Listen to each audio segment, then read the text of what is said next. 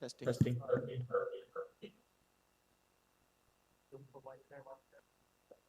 The one that we see screen does.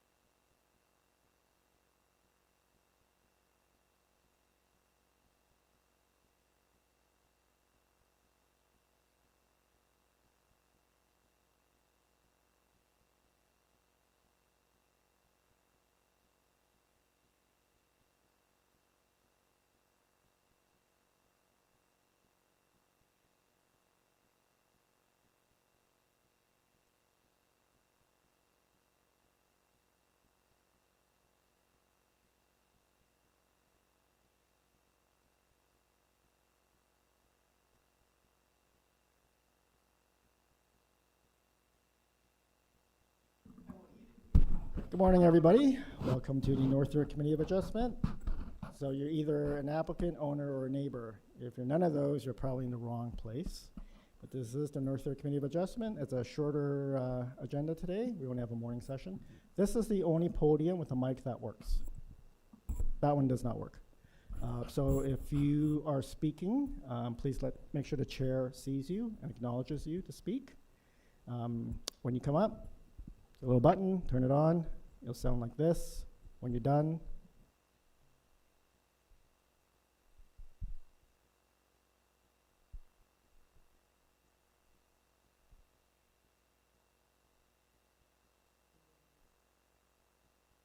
if you don't like your neighbors, everybody's gonna know. So just be very careful. There's no delay. It goes right onto YouTube. Okay? So we're gonna start very shortly.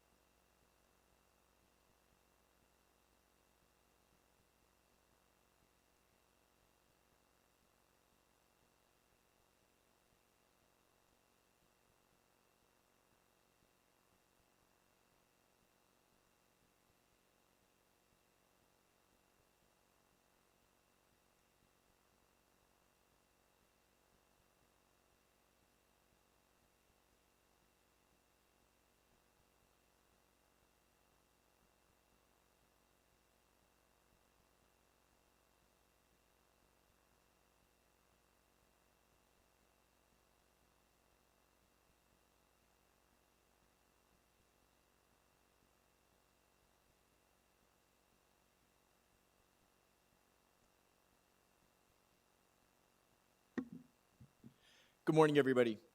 In accordance with Section 45 and 53 of the Planning Act 1990 as amended, this meeting of the Committee of Adjustment of the City of Toronto is called to order.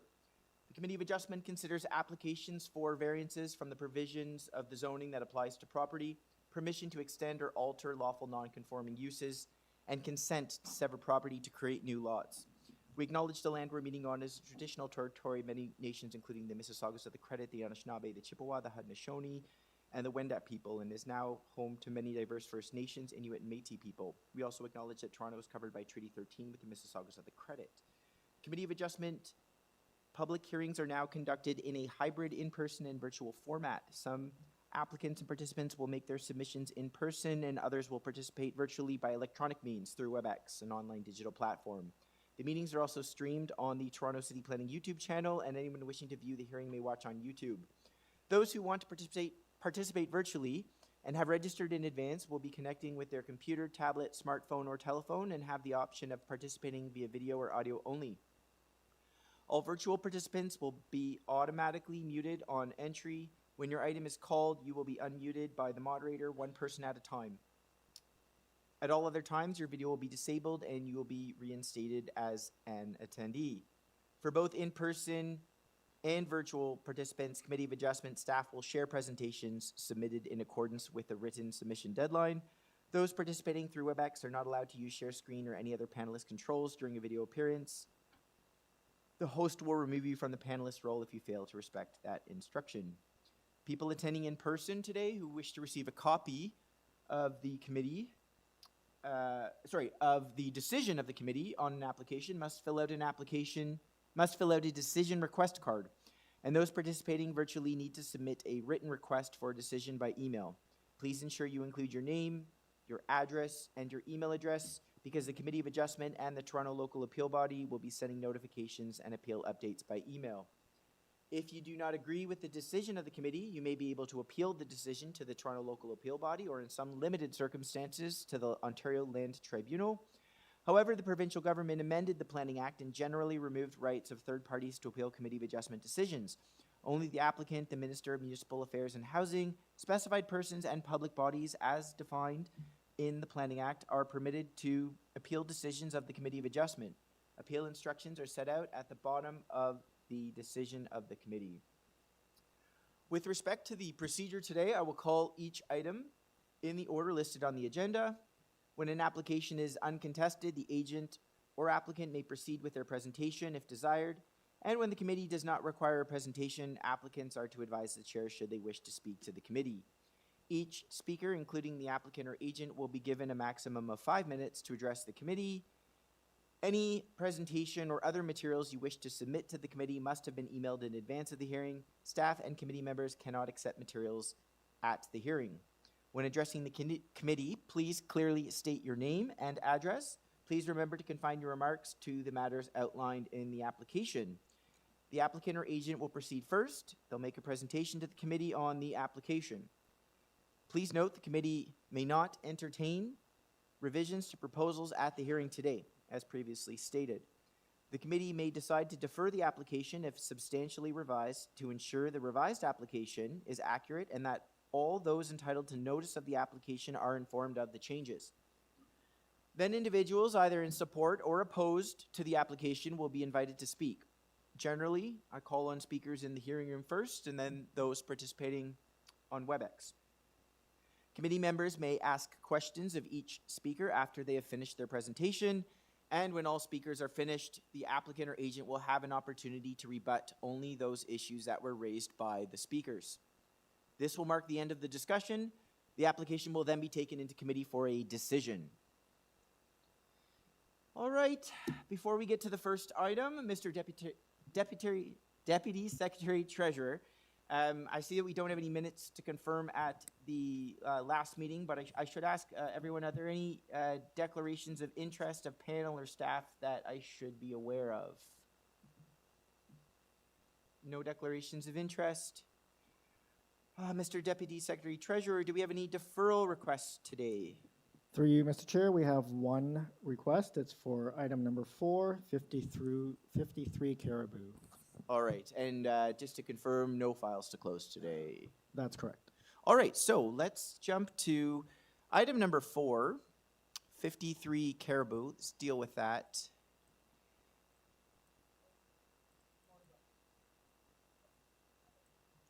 All right, item number 4, 53 Caribou Road, I should say.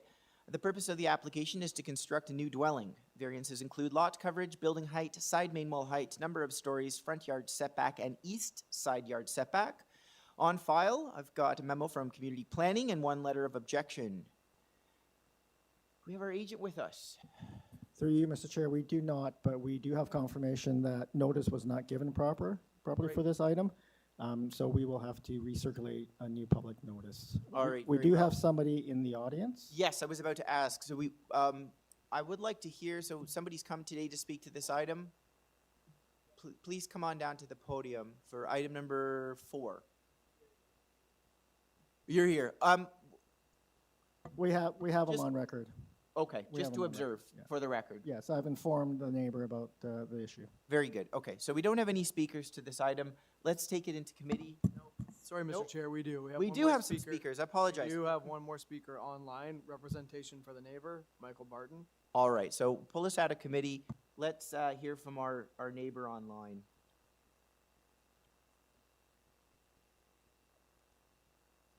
Good morning. Can you hear me? Yes. Yes, we can hear you. Sorry, it just took a few minutes to come through on my end.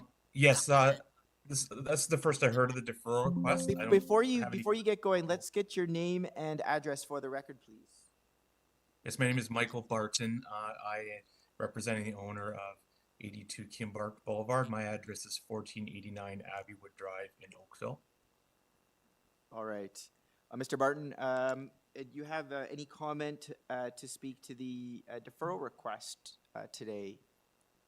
No, I don't have any issue with the deferral request. I'm just not sure if it relates to just to the public notice or if the applicant was intending on making any changes to the application. So maybe just some clarification on the intent of the deferral request, but I don't have any concerns with the request. Of course. Mr. Deputy Secretary Treasurer may provide some clarification to that. Thank you, Mr. Chair. For now, the main reason for deferral is improper notice, whether the applicant wishes to make additional changes up to and including up to the hearing date that we don't know, the new hearing date. All right. So, Mr. Barton, we've heard from Deputy Secretary Treasurer Lamb. We don't have an answer, I guess, to your question, whether any changes will be made at this time. But right now, the deferral request is to address the lack of notice to the public. Okay, yes, and I have provided a letter on record that provides my concerns with the application, particularly the 3-story height and the reduced or increase to lot coverage. So those comments would remain relevant to the application when it comes back to the committee. Very good, and it is noted on the record. All right. Any questions for Mr. Barton, members? Mr. Chair, I could just offer that during this time, if a deferral is granted, the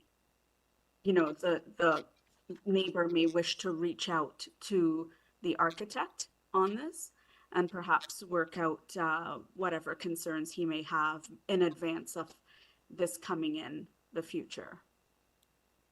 Okay. All right. Thank you very much, Ms. Ankar-Peralta. I think we can take this into committee now. All right. Let's move into committee for item number 4. Yes, Ms. Ankar-Peralta. Okay, I'll put forward a motion to defer this application sine die to give the applicant a chance to provide ample notice in accordance with our standards and policies. And at this time, perhaps the neighbor would want to reach out and talk to the architect, to get his concerns addressed as well. So that's my motion. Thank you. All right. Thank you. Do I have a seconder for the motion? Yes, Mr. Nipfil. All in favor? Great, that's unanimous. The deferral request is granted. Okay, item number 1. 212 Douglas Avenue. The purpose of the application is to construct a new detached dwelling with an integral garage. We've got a number of variances before us, including parking access, building depth, main entrance height, eave projection, FSI, and side main wall height. On file, I have correspondence with community planning and transportation, as well as material from the applicant. We have our agent with us.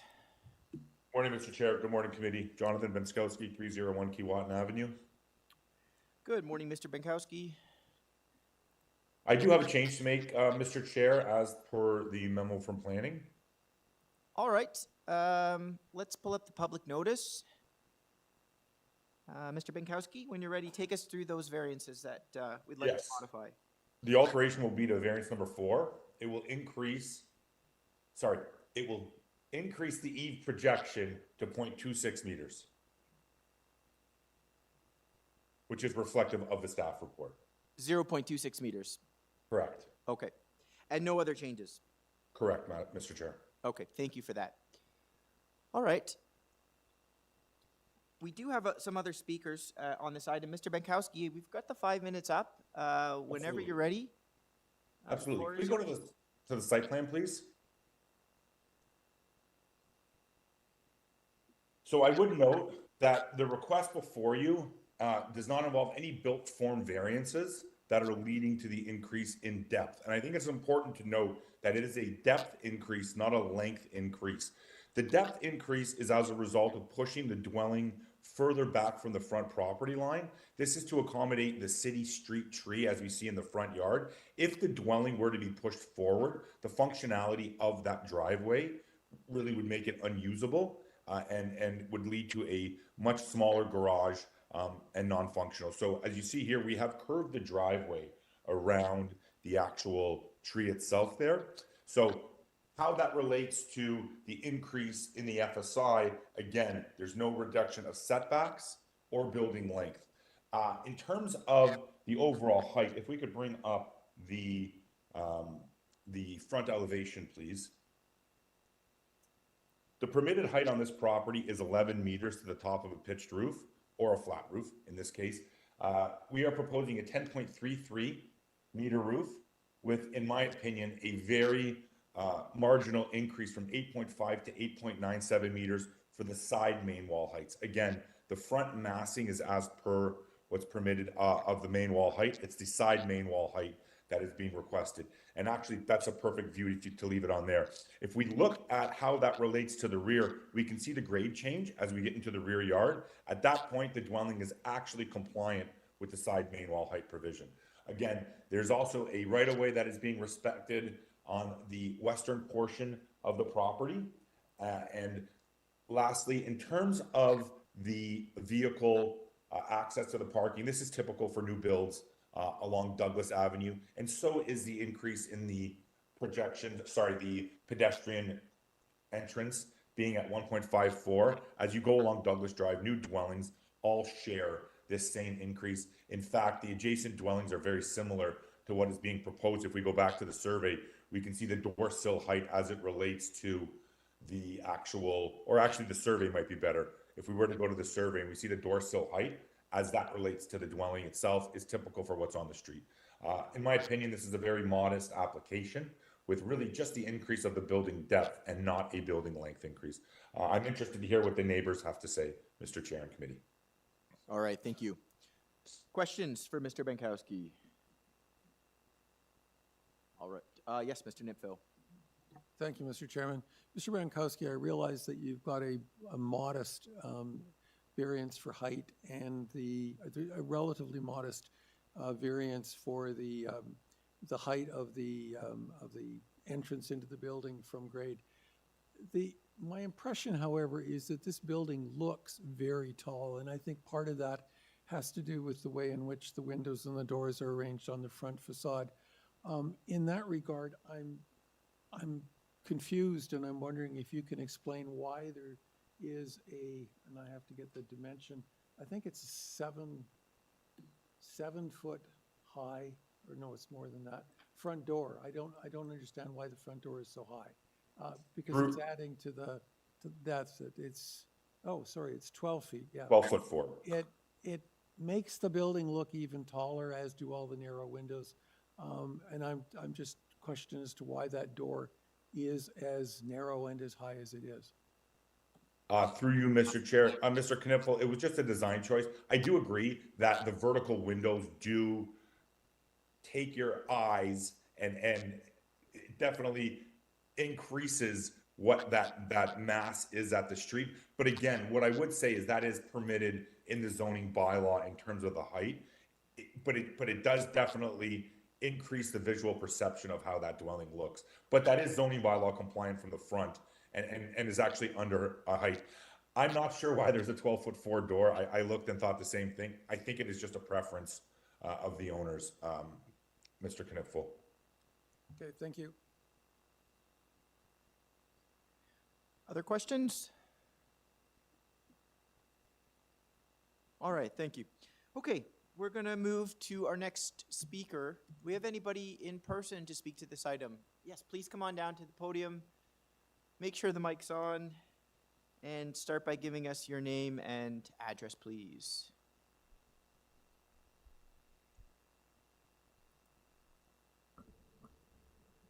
Okay, so my name is Kevin Shannon, so I live at 214 Douglas, which is one house to the west of the lot being discussed. So I share the 3-foot right-of-way with 212. So I lived in the house for 5 years, really enjoyed the street and the location, but because our homes are right beside each other, any changes to parking, grading, or size are gonna have a direct impact on me and my house. So I'll be talking about two of my concerns. The first one being the integral garage in the driveway, and then the points 2 to 6, which is largely deal with the size of the new build. So this block of Douglas is a short dead-end street, as you can't see from there, but you can see from the diagram. There are 16 houses on the north side of the street. There are two other houses that are currently being built, 208 and 252, and those houses are kind of becoming near completion. They are very nice, and I'll point out that neither of those houses have a garage or a driveway in the front, which brings me to my first point of 212, the integral garage in the driveway. So on the north side, 16 houses, 14 of them have access to the rear laneway, and none of those 14 have front garages. The only two with front garages are 258 and 260. Those are the last two houses on the block. And the only reason that those have driveways and garages is because the laneway does not extend that far.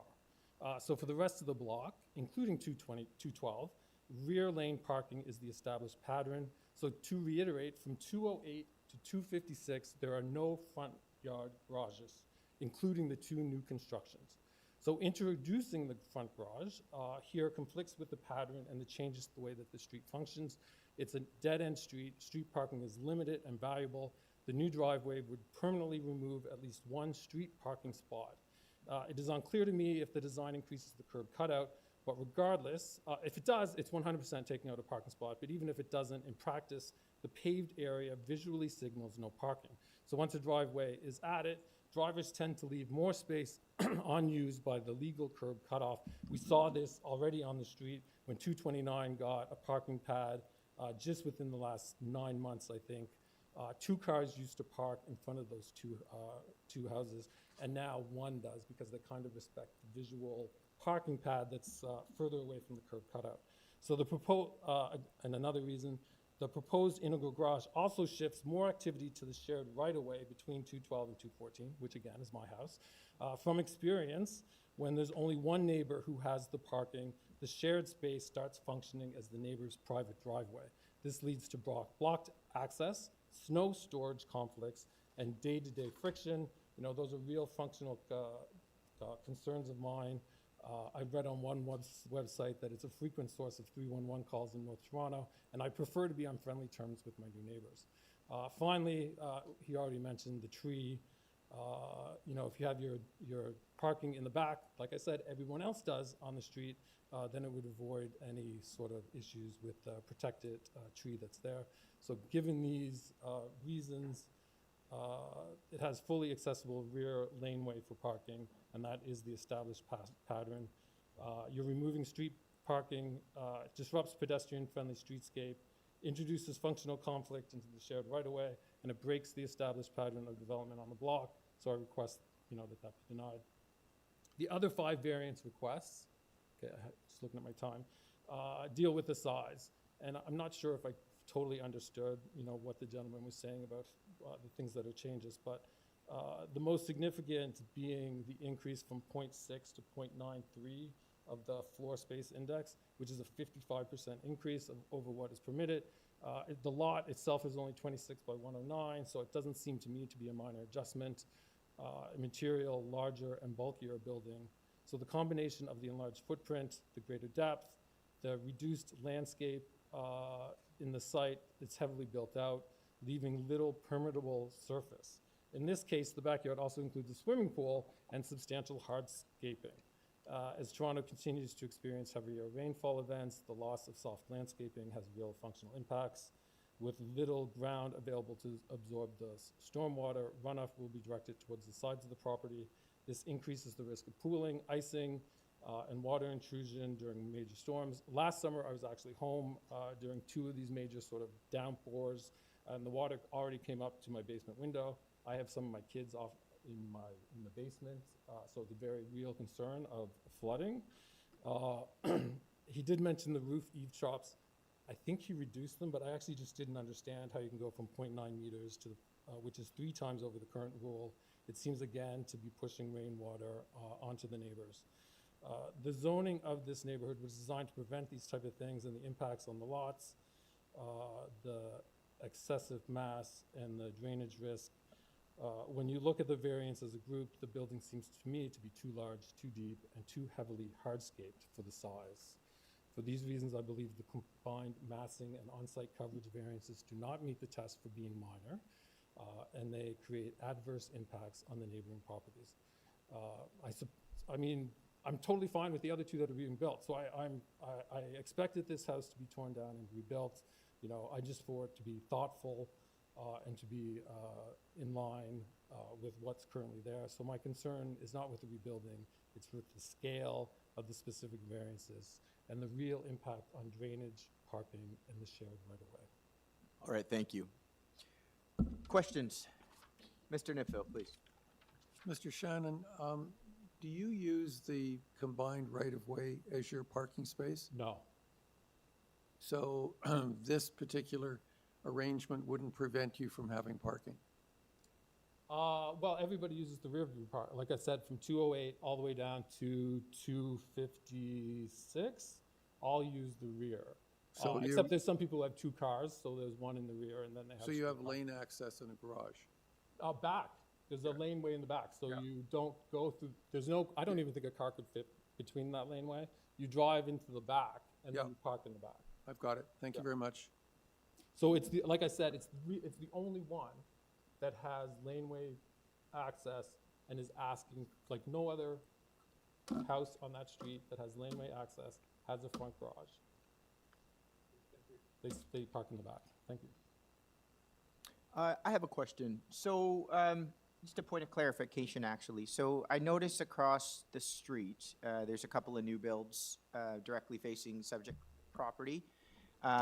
So on the south side of Douglas Drive, then, all of those properties, they do not have access to They don't have parking at the Yeah, rear. so I don't know how many, but I guess from Lawrence to the first one, they don't have the laneway. So the south side doesn't have the laneway. But ours does, and then you go to Bedford Park, they have the laneway. And I would say none of them on Bedford Park have garages in the front. And then the next one is maybe Woolburn. And Woolburn, does that have laneway backs? I can't remember. If you go to the other, there's another picture there that shows the street. I have it here with me. No, fair enough. I think I understand the, I understand the point. Yeah, it's actually on the back of that. So if you see, so there's a lane back way. I can't have you hold up a piece of paper because, yeah. But we- it's there for sure. Yeah, Maybe one up or one down. fair enough, fair enough. Yeah, yeah. We have a site map as well, Yeah, a right here, location right map. here. There we go. So everybody parks in the back. You see in 212 currently, it has a garage. So that's where the current people park. Right. Everybody there, except for the last 2, because if you scroll over just a little bit, the other way, the very last 2, the laneway stops because there's a townhouse development there. So Okay. they have garages. Yeah, the very last two. So, I see, point taken. Tell me though, for this particular block, so, you know, there's an as of right to park at the rear, but Yeah. we can see that there's a desirability of people to start moving some of the parking infrastructure towards the front yard. But there's in two this- under construction right now, and they are also going in the rear. Yeah, let me just get to my Yeah. question. So in this case, how might it impact people if, let's say, some of those numbers in that block, some of those addresses want to flip the parking to the front? What is the adverse impact to the other residents if the parking's flipped to the front over the back? Well, first I would say that after 212 is torn down, I think there's only probably one more that would be torn down. The rest have been totally built, right? Okay. So I don't think that it would happen, to be completely honest. But what does it change? It changes the streetscape, right? Because there's trees and you can walk continuously without cars worrying about cars. And it changes, like I said, it changes parking. So there are a lot of people, that have two cars, and how we live right now is many people have adult children living at home. So for instance, I think it's like 222 have two adult children at home, so they have 4 cars. But so those cars park on the street. So by putting front driveway there, you are removing street parking for sure. Right. Okay. Fair enough. Okay. Thank you. Other questions for Mr. Shannon? All right. Thank you very much. Okay. Do we have any other speakers in person for this item? Okay, staff, we have anybody online? All right. Let's go back to Mr. Benkowski and provide him an opportunity to respond to the remarks of Mr. Shannon. Yes, thank you, Mr. Chair. A couple of points I'd like to raise. There was some discussion of landscaping. There's no request for any reduction of any landscaping in the front or the rear yard. I want to go back to kind of the desirability of maintaining a rear yard that can be used for amenity space for the owners of this prospective house. The idea behind putting the integral garage in the front is to increase and allow that rear yard to have amenity space for residents of the house. I completely agree with Mr. Shannon. There aren't any garages on the north side, but there are curb cuts in front, pad parking in front of, I think, 4 dwellings on the north side. So there are vehicles that are located in the front yard on the north side.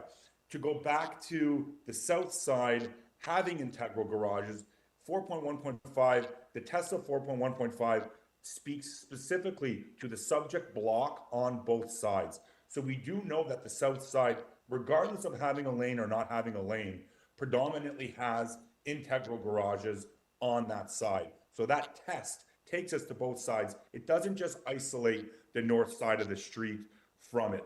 I also want to say that there are no trees that are being removed from this proposal. Again, through the driveway being curved, it's actually maintaining it. I also just want to make one final point as it relates to parking within that driveway. That's more of an enforcement issue than a variance that is before you today. And I would note that transportation does not object to that integral garage in the front yard. Again, in terms of the massing, again, the massing is actually below what would be permitted with a pitched roof house and a nominal increase in the side main wall heights that is mitigated by the grade change as we get to the rear with it being zoning bylaw compliant. I think that's my response, Mr. Chair. I'm happy to answer any questions. All right. Thank you. Questions? Can I just say that there's only one on the Oh, north side that has I a can't parking have spot? you What add he at said this is point. untrue. I can't have you add anything at this point. Any questions for Mr. Benkowski? All right. Okay, we've heard from everybody. Let's take this matter into committee, have a brief discussion, followed by a motion. Have a few comments myself, but I'll reserve, would provide other members an opportunity to speak.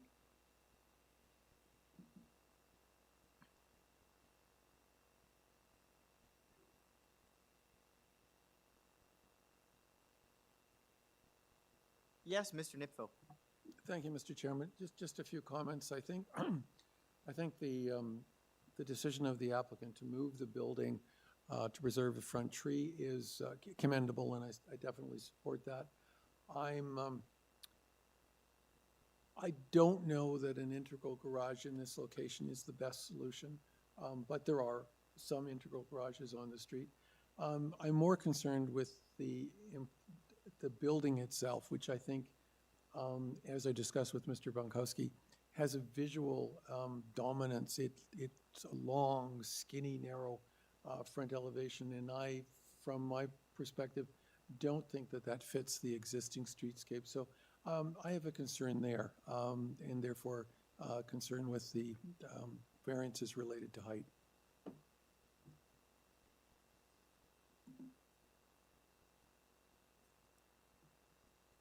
Other comments?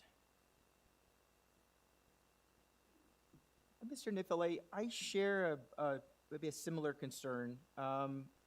This is a tough one, I think, because there's so much that has been built on the street. But I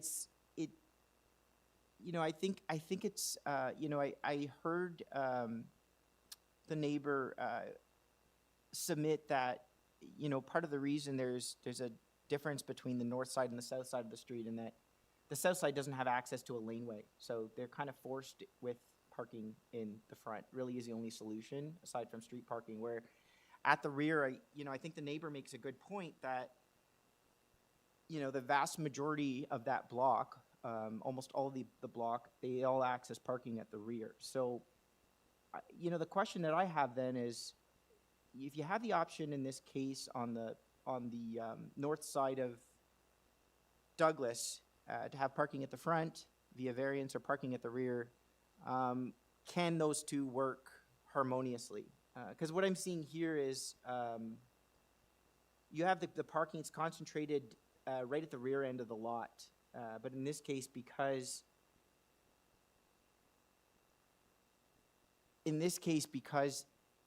you've got the parking in an integral garage, now you're kind of expanding the footprint into the main building, and therefore I think that also is why we're seeing a length and depth variance that's a little bit beyond the rear main wall, the established rear main wall datum line of the houses on the north side of the block. So I think there's some impact, but the question is whether the impact is acceptable for me. So, other comments from other members or motion?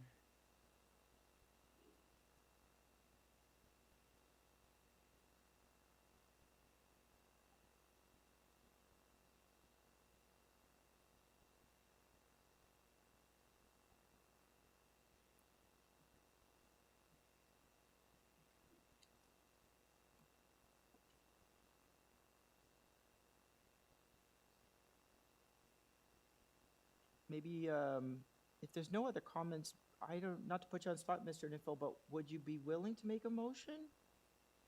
If not, I can.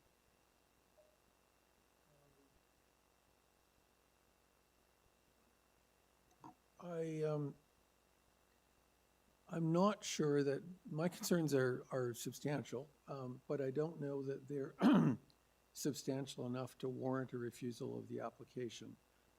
I wanted to go on record to indicate my concern. I don't understand why we've got a 12-foot high door. I don't think that the windows are appropriate, but those are not issues that are before us. The actual height of the building is before us, and that height, as Mr. Rinkowski has said, the variance is relatively minor. So I'm not comfortable with a motion to refuse this application, notwithstanding my concerns.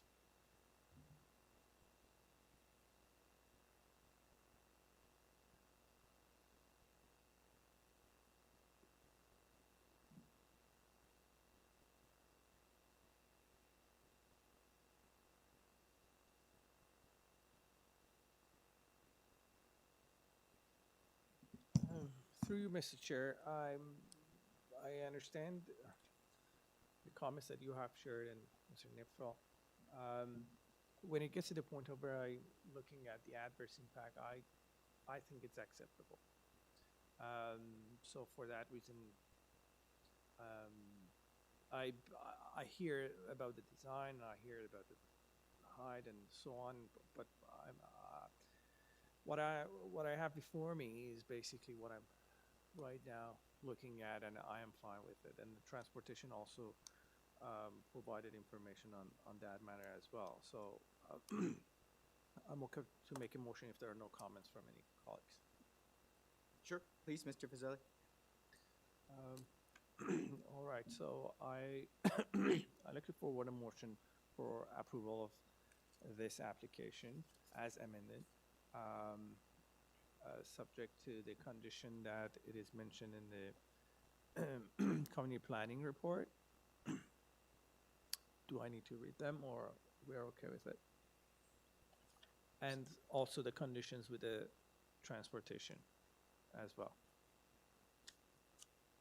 All right. Do I have a seconder? Second by Ms. Sankar Peralta. All in favor? Okay, Mr. Allison opposed on that? Okay, so the motion carries. The application as modified is approved. Thank you, committee. All right. Item number 2, 94 Shepherd Avenue West. The purpose of the application is to permit the proposed additional use, personal service shop. Relief is requested from the North York zoning bylaw 7625. One variance before us related to use. We've got material from the applicant on file, and we have our agent or applicant with us. Yes, I am online. Can you hear me? Yes, we can hear you. Your name and address, please. Perfect. My name is Christy Kilborn. Address is 32 Buxton Lane, Bowmanville. Can you please pull up supporting materials?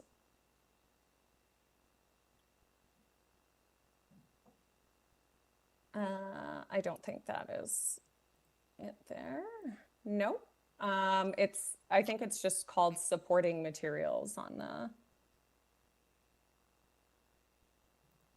thing.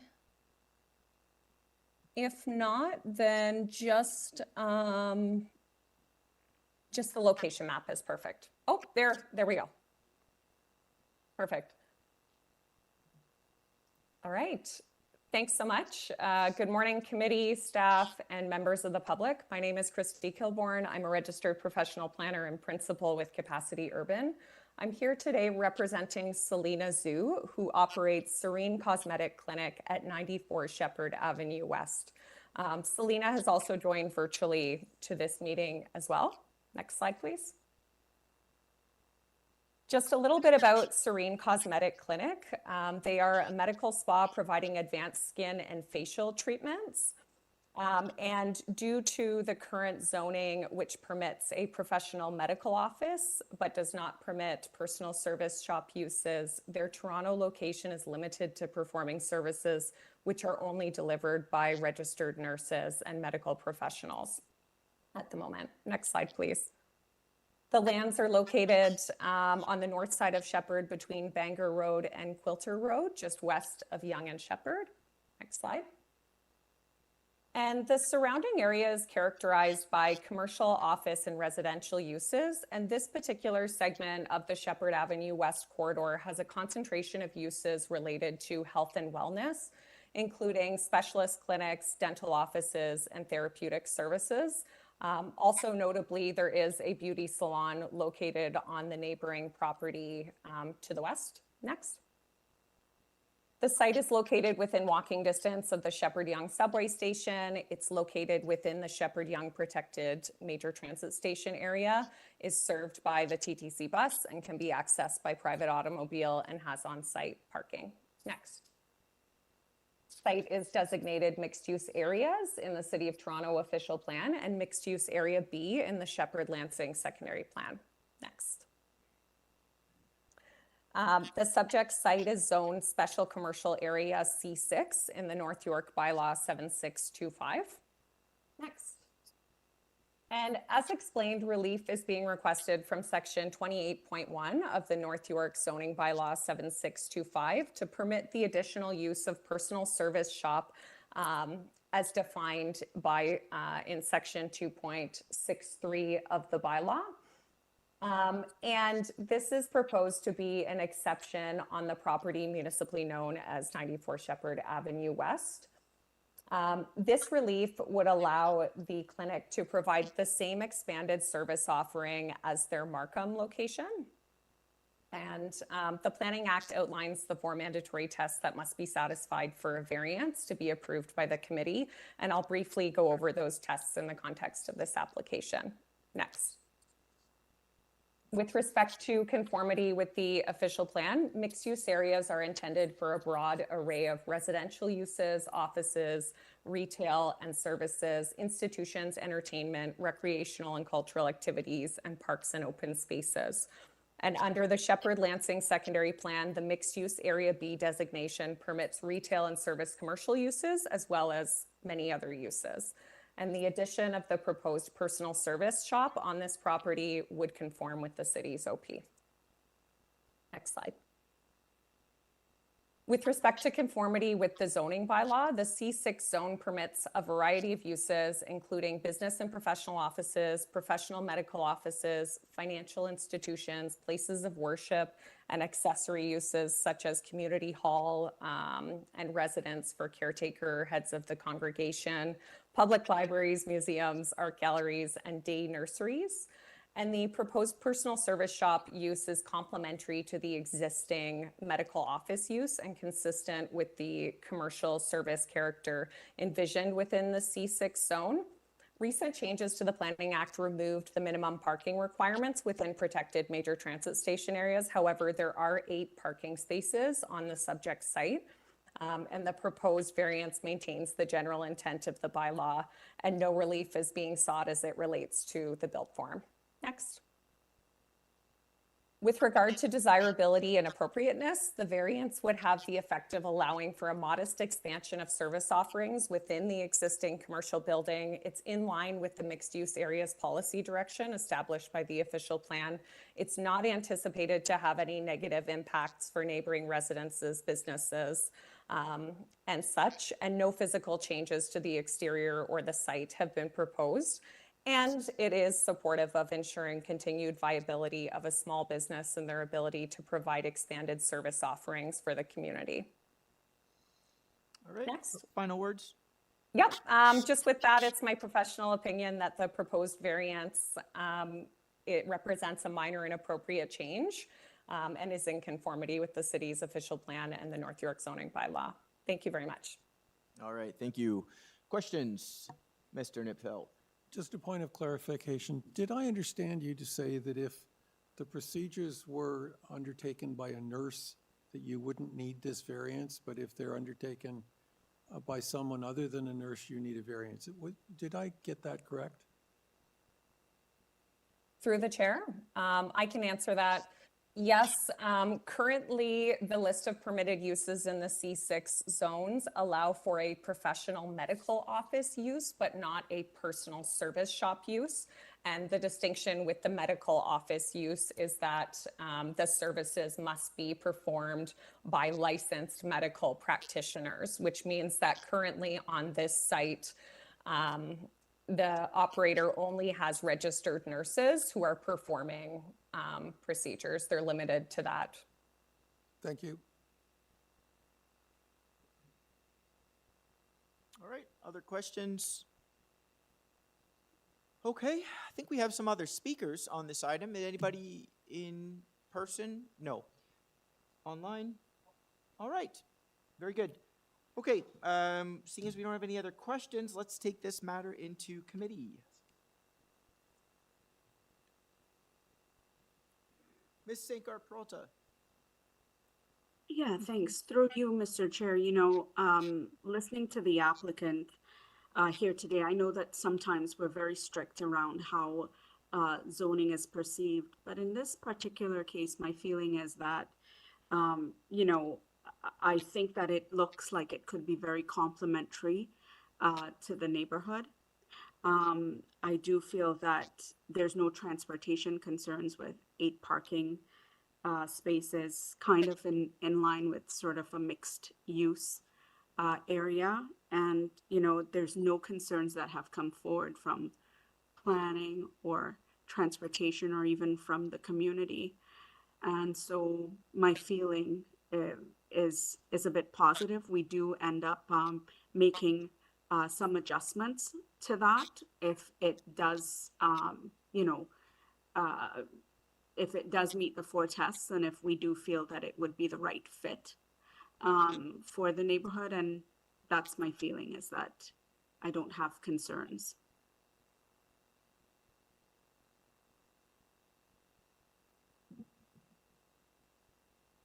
Mr. Nipville? Thank you, Mr. Chairman. I agree with my colleague. I think this is quite compatible with the existing uses in the area. And the fact that the procedures can be undertaken by a nurse or a not-nurse, but if it's undertaken by a nurse, they conform, and if not, they don't conform. I think that this is quite a reasonable variance request, and I'm very comfortable supporting it. Anybody have a motion, maybe? Mr. Nipville? Thank you, Mr. Chairman. I'd like to move approval of the variance application without conditions. All right, I presume it will be seconded by Ms. Sankar Peralta. Yes, all in favor? Okay, that's unanimous. That application is approved. Thank you very much. Mr. Chair, I'd like to take a break. Sure, yes. The time is 11:01. Let's take 10 minutes relief break. We will resume at 11 after. Okay.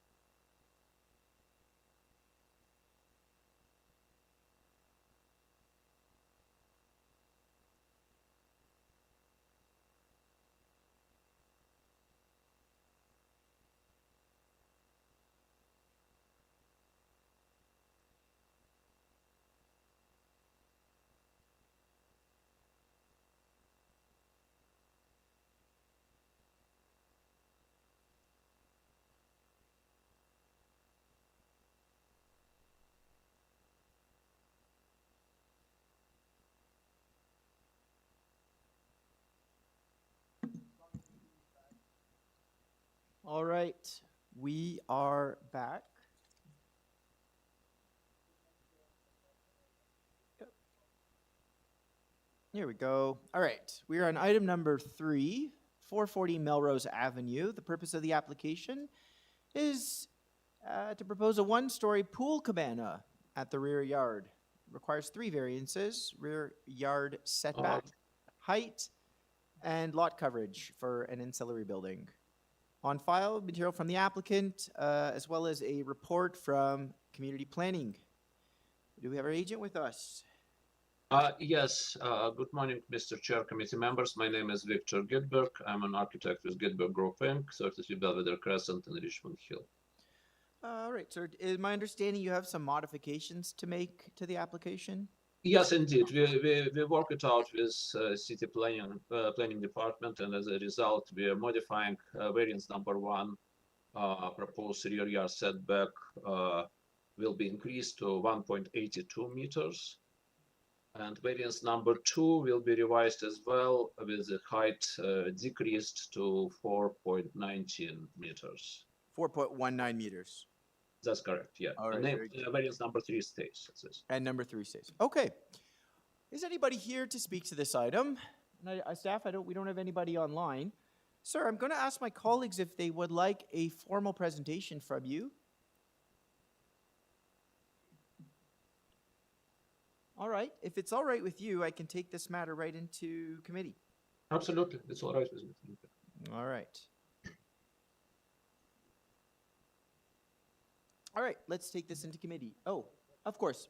We'll pull out a committee. Mr. Nipfel has a question. I have difficulty getting, excuse me, coordinating the floor plan and the elevation drawings. And I'm just trying to get the impact on the adjacent properties. The elevation drawing on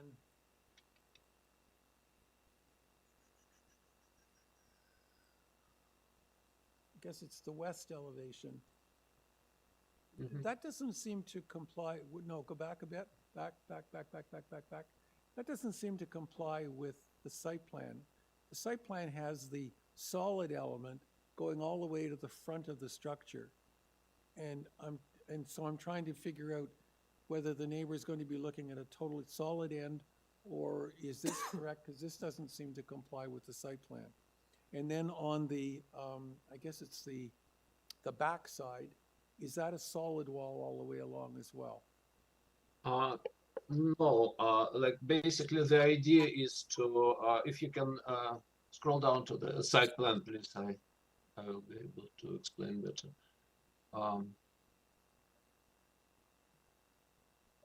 No, up, yep, more. No, sorry, to the floor plan, maybe the next right. next drawing here.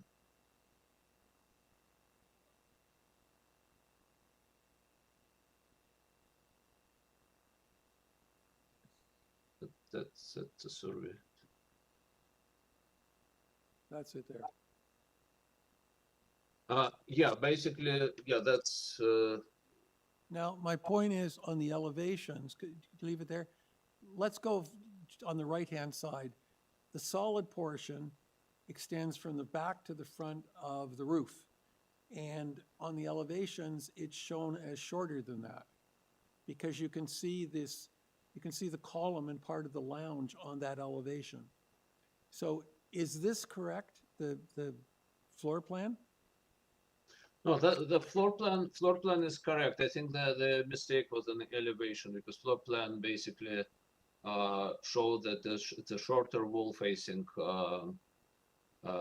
swimming pool to make an enclosure for pool equipment, but it's a solid wall at the lounge just for the privacy, because we thought that the neighbors wouldn't like to observe what's going on in the lounge, and it's also the protection from the noise and from. So yes, the idea was to create at the back of the, maybe it's a bit misleading on the elevation, but the idea is to create a solid wall at the back to create some privacy and noise protection from the neighbors. Oh, okay, so we should go with the floor plan.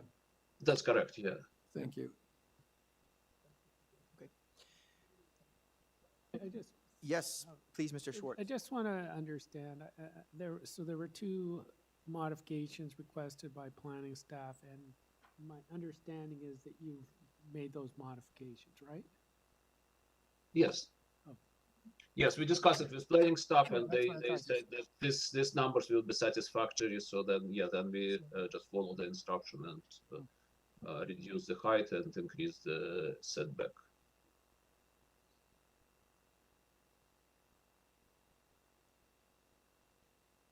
Good. All right, any other questions? All right, thank you to our agent. Let's move this into committee. Mr. Nipfil. Mr. Chairman, unless my colleagues have concerns, I think this is very straightforward. I think that the architect has, in this case, attempted to have the form of the building deal with some of the potential overlook conditions. So I'm be prepared to move approval of the application subject to variance 1 being modified to 1.82 and variance 2 being modified to 4.19 as suggested by the planning department. All right, do I have a seconder for that motion? Mr. Schwartz, seconds, all in favor? Okay, unanimous. The application as modified is approved. Thank you very much. Good All right, afternoon. we've dealt with item number 4. So moving on to item number 5. 71 Rayner Road. The purpose of the application is to alter the existing dwelling by constructing a 1-story rear addition, particularly a sunroom. It requires 2 variances, building length and building depth. We've got material from the applicant as well as a staff report from community planning.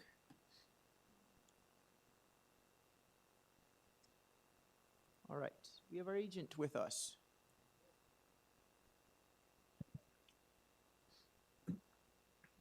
Yes, good morning, Mr. Chair and the committee members.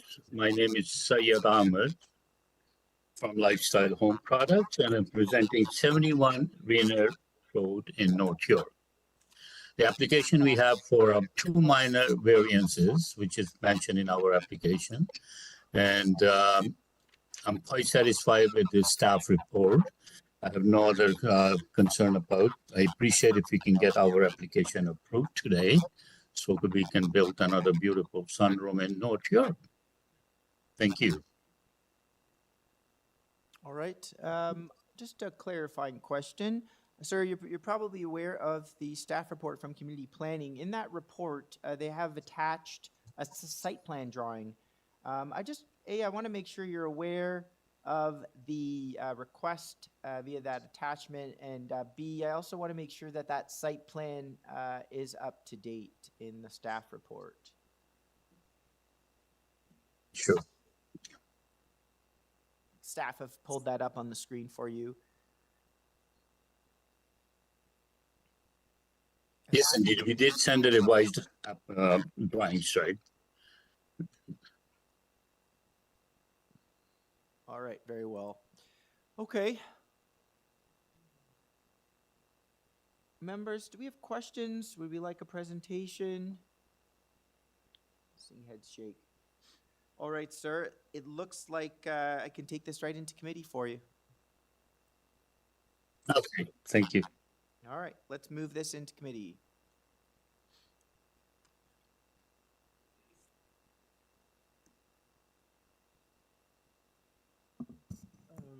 Through you, Mr. Chair, Yes, Mr. Fazeli. it's a straightforward application, and I see the applicant satisfied the request of the report from the community planning. It's satisfied the process, in my opinion.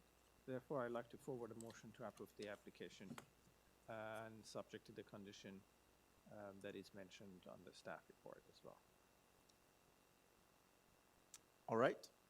That will be seconded by Mr. Nipfil. I see Ms. Sankar Parata as well supports this. Okay, all in favor?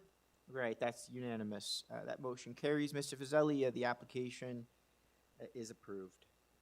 Thank you very much. Appreciate it. All right, moving right along. Item number 6. 328 Burnett Avenue. The purpose of this application is to construct a partial new second story floor over part of an existing dwelling and a new front porch. Requires 3 variances: front yard setback, canopy encroachment into an east side lot line, and east side yard setback. I have on file material from the applicant as well as 2 letters in support. Hello. Hello. Hello. Yes, thanks for having me. My name's Adam Nyman. I'm the property owner. I'm not, I don't have a large technical understanding of this stuff, so you'll have to bear with me, but I do know the basics of the variance that we're applying for and what we're requesting, if I can just quickly go through it. Yes. So we aren't looking to increase the layout or the size of the house at all. We're not looking to move it, not looking to knock it down. Right now, I'm just going into my notes here. We're just asking to stay within the 1.2 meter setback that is existing at the ground floor and going up.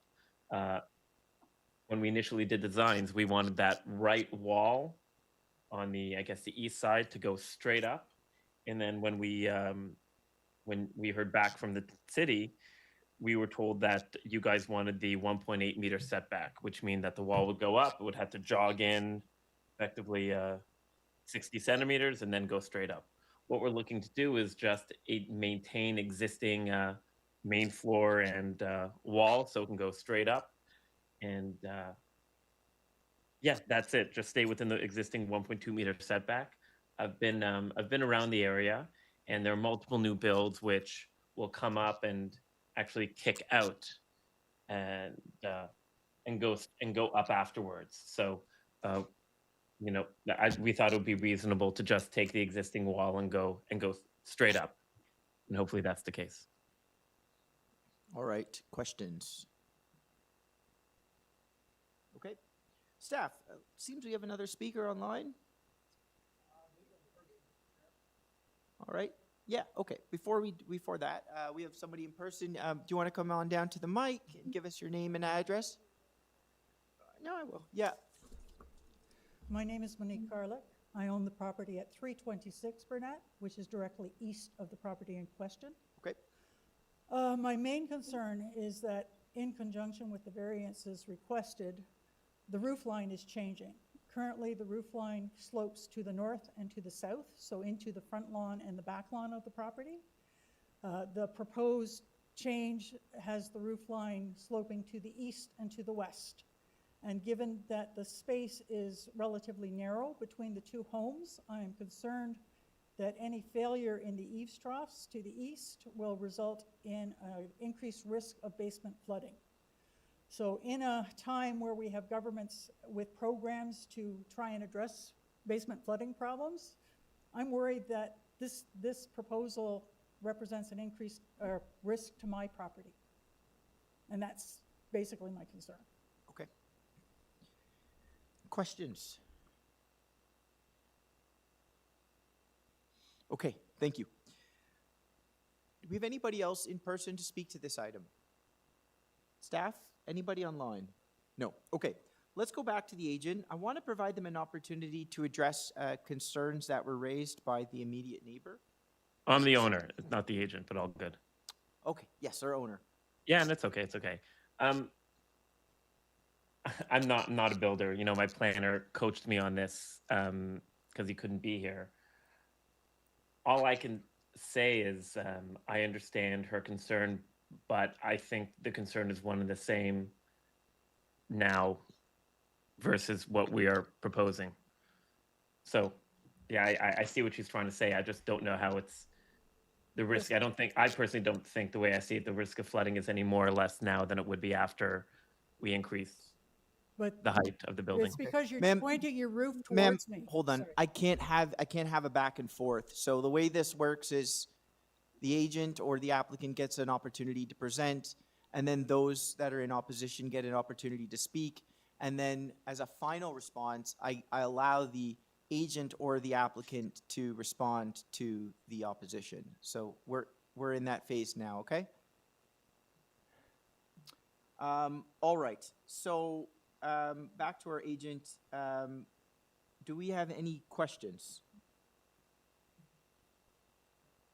Yes, Mr. Nipfel. The east yard setback is the existing setback, correct? The one you're requesting? Are you asking me? Yes, sorry. Yes. Yeah, exactly. Okay, thanks. Just a question for agent.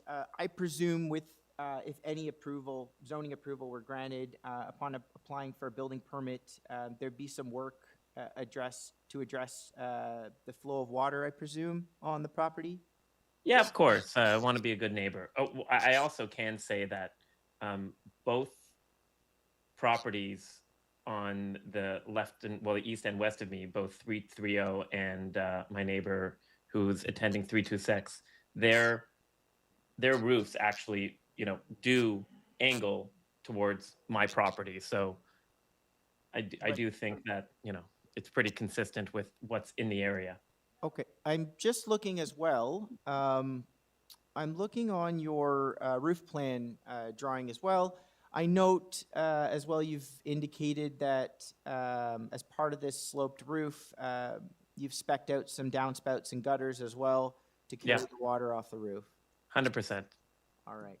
And we'll also cap them just to make sure they don't get clogged, make sure the water flows away from the property. The last thing I want to do is risk, flooding of my basement and my neighbors. All right, very well. Okay, any questions? None? Okay, let's take this into committee. Ms. Sankar Peralta. Yeah, through you, Mr. Chair, hearing the explanations provided by the owner today, I had concerns about sort of the setback, and in understanding that that's existing and they're building upwards, we really don't get so much into the design of things. And I know that it is a building that will look at sort of the flow of water, flooding, things like that.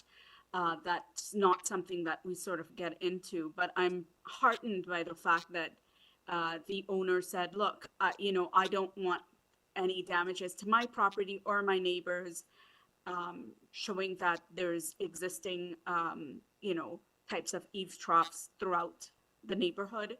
I feel, a little bit heartened by that he's wanting to do the right thing and to ensure that,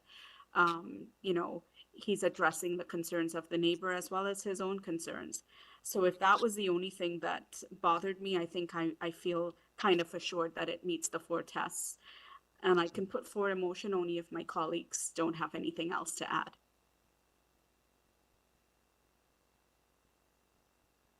No, Ms. Sankar Peralta, the floor is yours if you'd like to All right, make a motion. no see where it goes. problems. Yep. So whereas, just based on what I've said previously, I think that this meets the 4 tests, and I will put forward a motion to approve this application and as is. Thank you. All right, that's second by Mr. Nipfel. All in favor? All right, that's unanimous. The application is approved. All right, thank you very much. I appreciate your time. All right, item number 7, 678 Glengrove Avenue. The purpose of the application is to alter the existing ancillary building, specifically a detached garage, by constructing a second-story addition and converting it into a garden suite. 2 variances before us, rear yard setback and east side yard setback for a garden suite. On file, we've got material from the applicant. Oh, hi. Hello. Hello. Yeah, my name is Shen Zhang. Good morning, Mr. Chair and committee members. I'm an architect and also the applicant. So my address is 98 Scarsdale Road, North York. Yeah, the proposed construction is to alter the existing garage, which is constructed with a concrete block, which quite good quality. So we add a second story to create a garden suite. So because of the existing condition, we have 2 minor variances. One for the side yard setbacks is is required to be 1.24 meters. The existing east side yard setback is 0.44 meters. And the rear yard, the required setback is 1.5 meters. The existing rear yard setback 1.05 meters. And all other design compliant with the zoning bylaw. So that's it what I can say for now. I'm ready to answer any question you may have. All right, thank you. Questions? Yes, Mr. Nipfel. Could you explain, could you explain to me whether you've had conversations with the two most impacted neighbors, which are at 676 Glen Grove and the one which is 677? Have you had conversations with them, and are they supportive of this request? Yeah, the owner has been there for many years, so they talked to their neighbors. Yeah, and what was the views of the neighbors? They have. I haven't received any issues or questions from their neighbor. Okay, thank you. Any other questions? Okay, let's take this into committee. Yes, Ms. Sankar Peralta. I'm not making a motion yet. I just wanted to share. I know that it's two variances, but I just don't find that variance number 2 is minor. Now, I understand that the neighbors, he's alleging that he's spoken to them. No one's here to talk about this today. I haven't seen a city planning staff report about this, but I would imagine that if it were me being a neighbor, I'd be very concerned about the side yard setbacks. And I wondered how folks felt about that.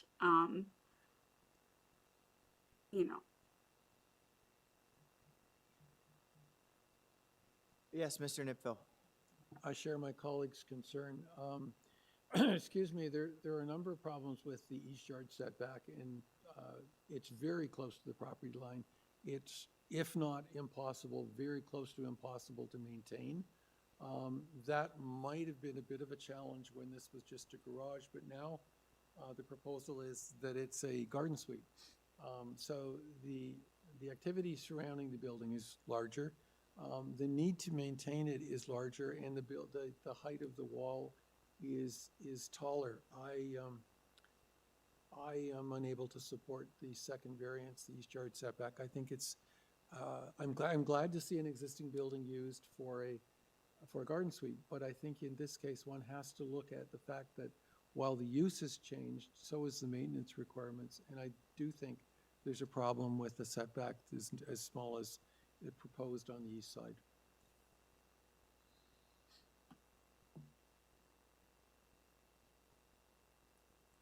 Mr. Nipfel, with respect to the east side yard setback, would there be an alternative number, or is your concern that it should meet the 1.4 meter requirement?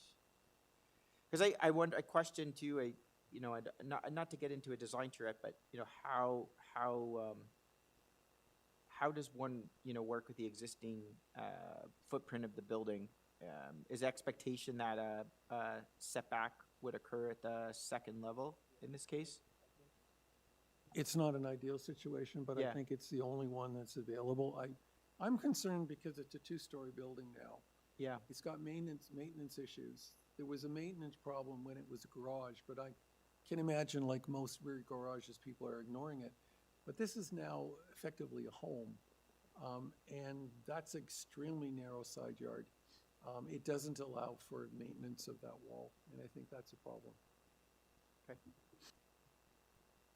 Mr. Chair. Ms. Sankar Peralta. I just wanted to additionally add that we have now also talked about sort of overlook and privacy issues besides the maintenance issues. But looking at the backyard, if we look at that picture, there's ample room to make, a structure that can meet the four tests.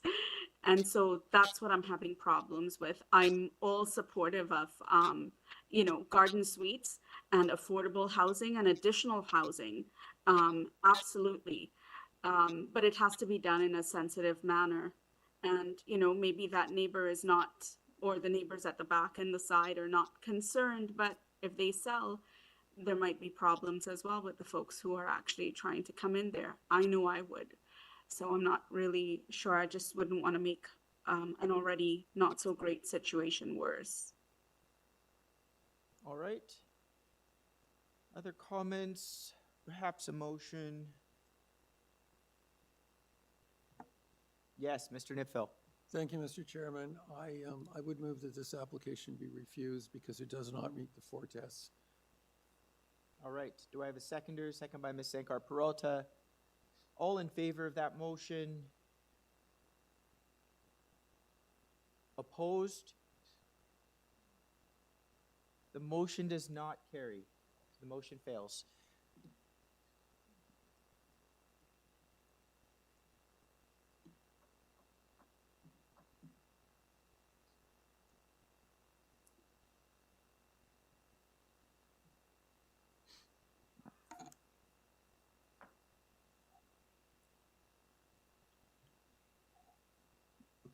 Through you, Mr. Chair, I think I share similar concern in terms of like variance number 2. So I wonder if this is the application where it could be modified in that regard. So I think it goes back to the same question that you asked in terms of the variance 2.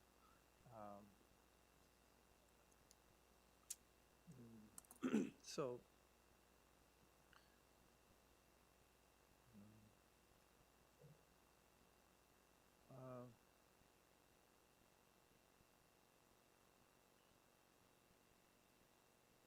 if we were to have this variance number 2 modified, and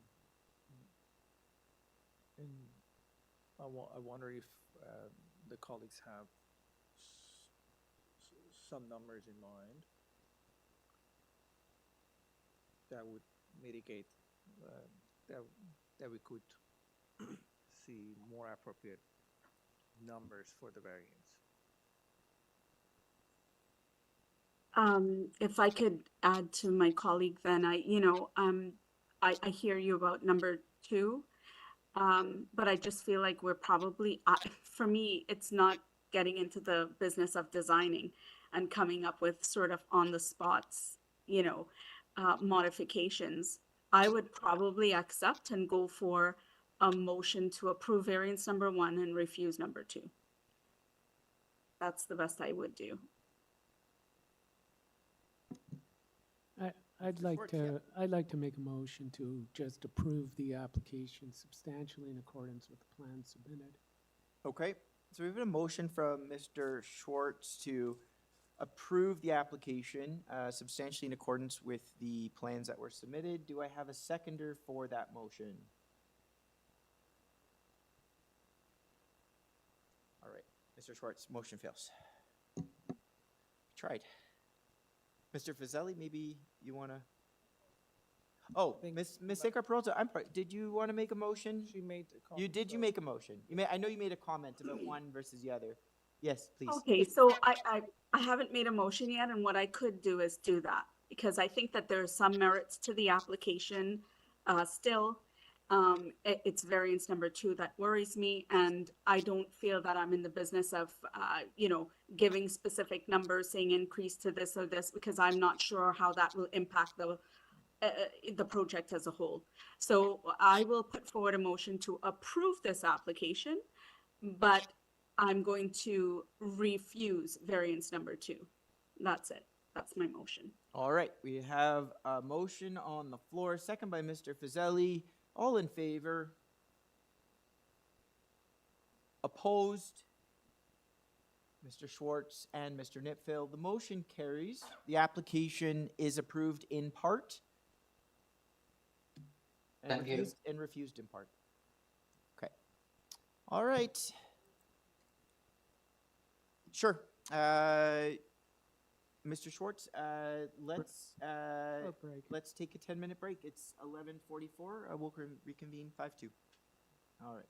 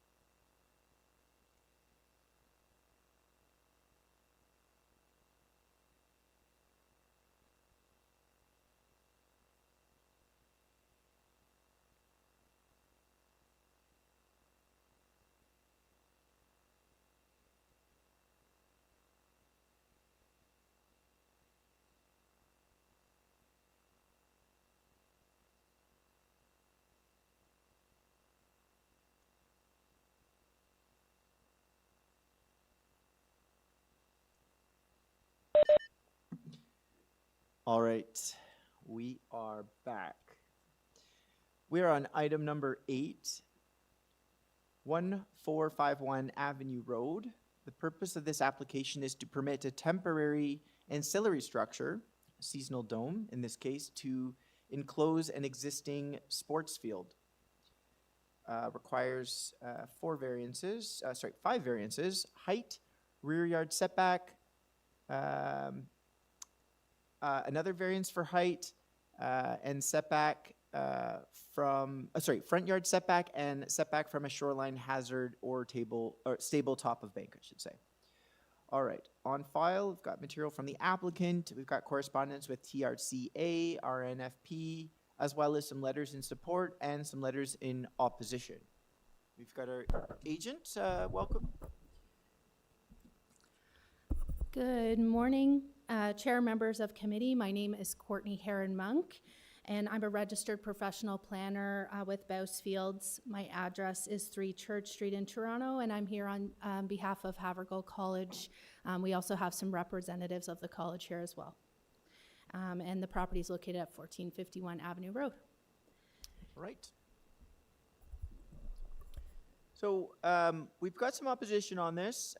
It's a larger application. I'm going to ask for presentation. We've got the 5 minutes up on the screen. I see staff have got your presentation whenever you're ready. Great, thank you so much.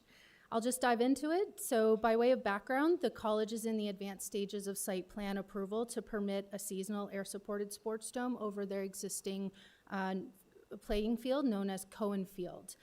The proposal optimizes the use of this existing field by enabling winter access for students and expanded community recreation throughout the year.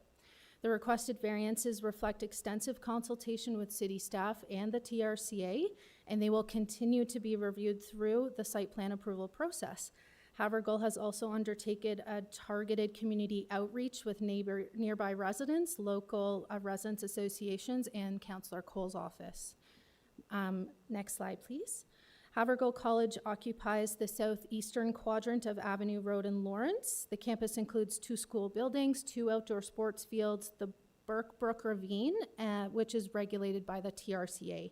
Cohen Field itself is located at the north end of the campus. As you can see, it's directed towards the Avenue Road and Lawrence intersection. And there is an existing and emerging mid-rise context to the north and to the east and to the south. The closest low-rise residential dwellings are located along Glenview, which is more than 300 meters away from the field. Next slide, please. And these are just some photos of Cohen Field as it exists today. Next slide. From a policy context, we can skip over this one too. From a policy context, the site is designated, the site, I'll just mention because it's in front of you. The site's along at the intersection of 2 major streets as identified in the official plan, and both streets are identified as avenues. The site is designated neighborhoods. Next slide, please. Which permits schools and recreational facilities provided impacts are appropriately managed. The official plan also encourages the shared use of community facilities, including schools. So schools functioning as community facilities as well. The ravine is designated natural areas. Development adjacent to natural areas is permitted where impacts are minimized. Supporting technical studies have been prepared through the site plan approval process, and they confirm that this standard has been met. In terms of zoning, the site is split zoned, with the westerly portion within the residential multiple zone and the eastern portion within the residential detached zone, and this is why we have 2 height variances. Schools and accessory structures that support the school's function, such as this proposal, are permitted in all residential zones, subject to applicable performance standards. So next slide, please. This brings us to the variances before you today. They are modest and technical in nature. We have a total of 5 variances that are requested. There are 2 height variances. Again, that's due to the split zoning on the site. Reduced front and rear yard setbacks arising from the diagonal orientation of the fields and the proposed temporary dome, and a reduced setback to the stable top of bank. Next slide, please. And this is just a plan view. of the proposal showing the location of each of these requested variances, just to assist this committee in understanding where they apply around the site. The height variances generally apply to the center of the field where the dome is at its highest, and we're seeking a permission to increase the permitted height from 11 meters in the one zone, 12 meters in the other zone, up to a maximum of 16.5 meters. And this is just required for safe and functional play and also for the pressurization of the dome.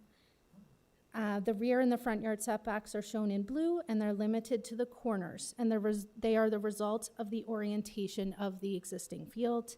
And finally, the minimum setback to the staple top of bank. The requirement is 10 meters, and we're requesting to reduce this down to 6.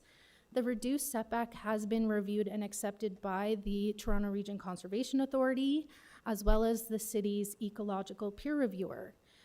They confirmed that the 6-meter setback is appropriate, that it poses no hazard, erosion, or natural heritage concerns, as supported by the submitted geotechnical, slope stability, and natural heritage studies, and you have summaries of those in your package. I'm just going to skip over to the renderings, so if we can just skip a few. These just provide zoomed in views of our variances, and they're in your package. Perfect. So in closing, it's our opinion that the proposal maintains the intent of the official plan by supporting a long-standing institutional use and enhancing recreational opportunities for students and the broader community, while limiting impacts and respecting the adjacent ravine. The intent of the zoning bylaw is maintained, as the dome is a temporary permitted accessory structure, and the requested variants are technical, minor, and they're necessary to support safe and functional use of the fields. The variances are desirable and appropriate, enabling the optimized use of the existing field into the winter months, and they're minor, given that the structure is temporary, it's reversible, and— Final words? Sorry. And I just want to say, staff have reviewed this application. They have raised no objections. We are aware urban forestry has a standard condition which is acceptable to the owner. And on that basis, it's our opinion that the requested variances satisfy the 4 tests under the Planning Act, and we respectfully recommend approval. Thank you so much. All right, thank you. Questions?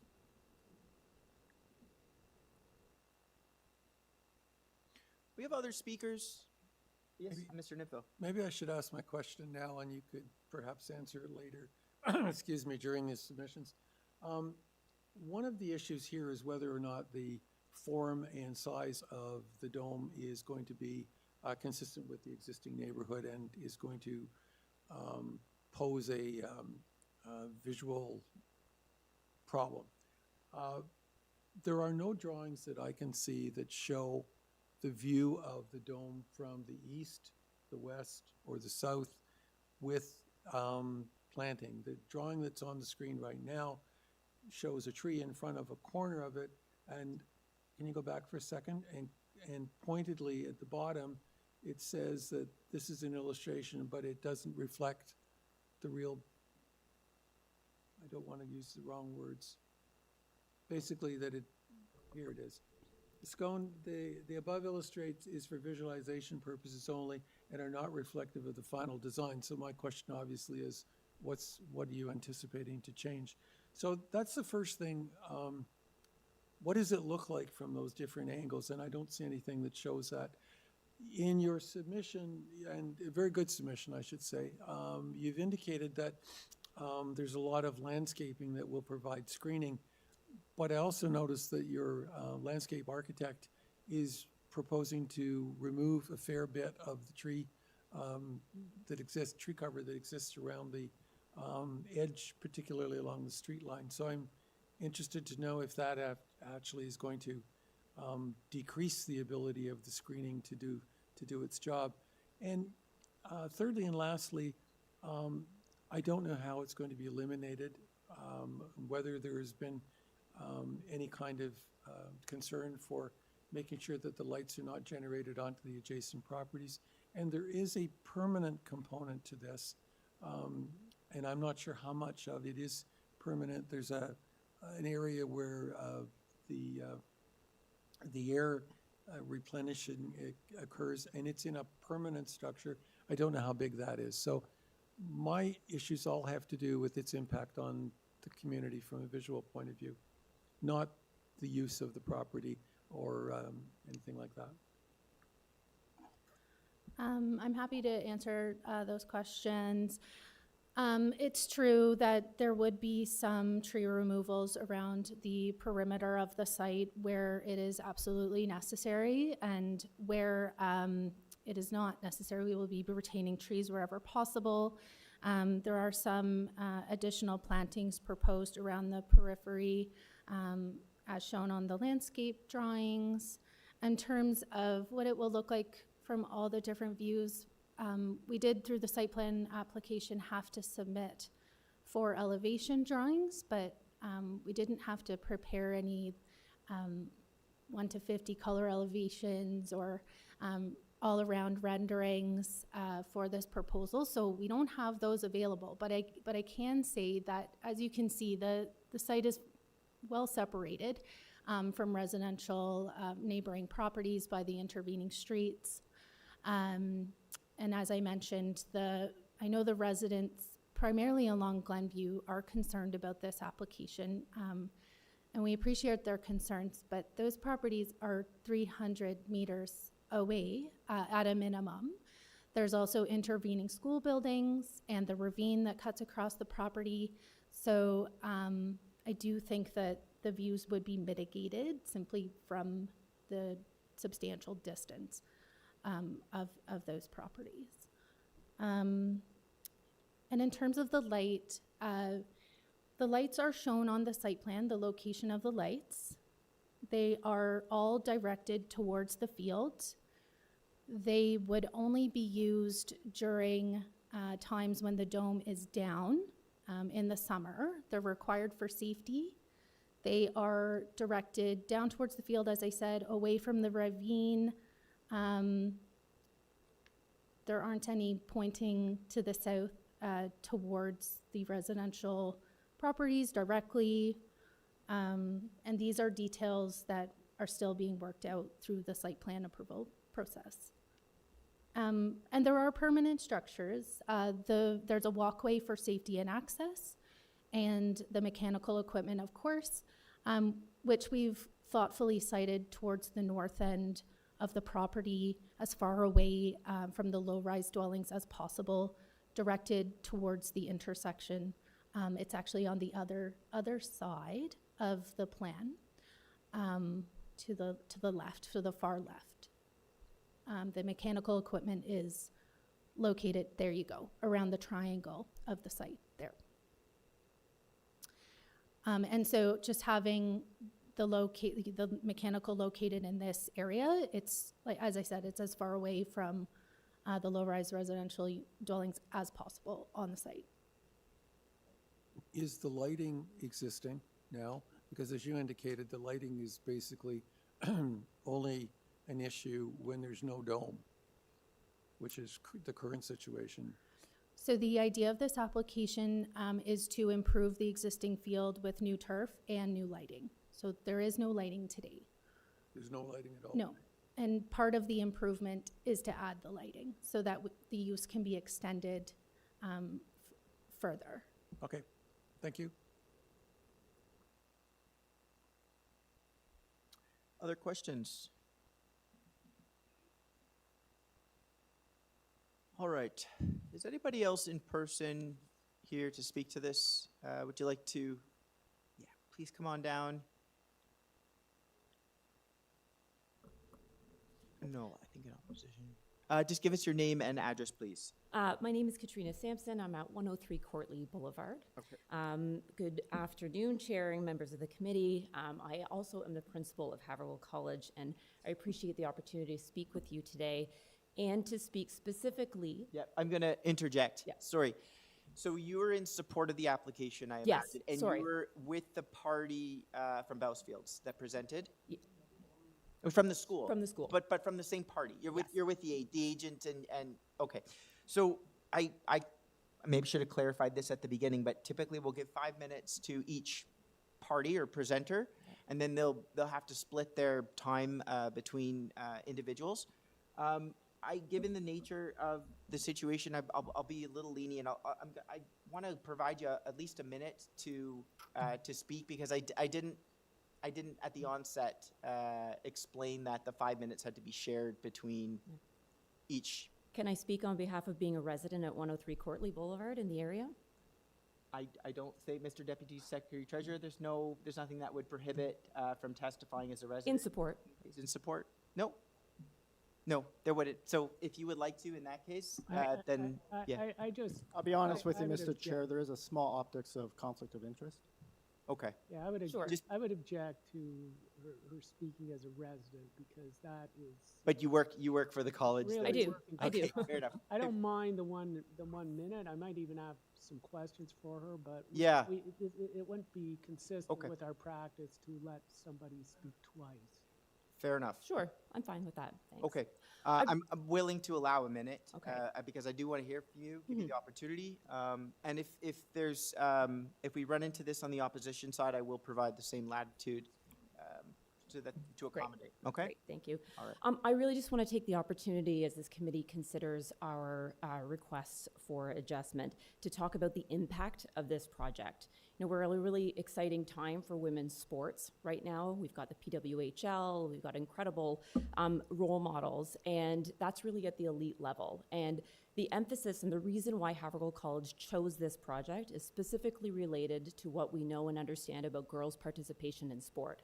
That girls who participate in sport have higher academic outcomes, more positive mental health and well-being, and yet they are still limited in terms of access to quality facilities. Girls drop out of sports in their teens at a rate of 3 times than their peer boys. And when we look at actually the domed turf facilities in the city of Toronto that exist, the priority is going to boys. In fact, of the 6 domed turf facilities that exist at schools in Toronto, 3 of them are at boys' schools. And our goal, and the reason that we prioritize this project, was an emphasis and an investment in girls and in girls' education and girls' athletics.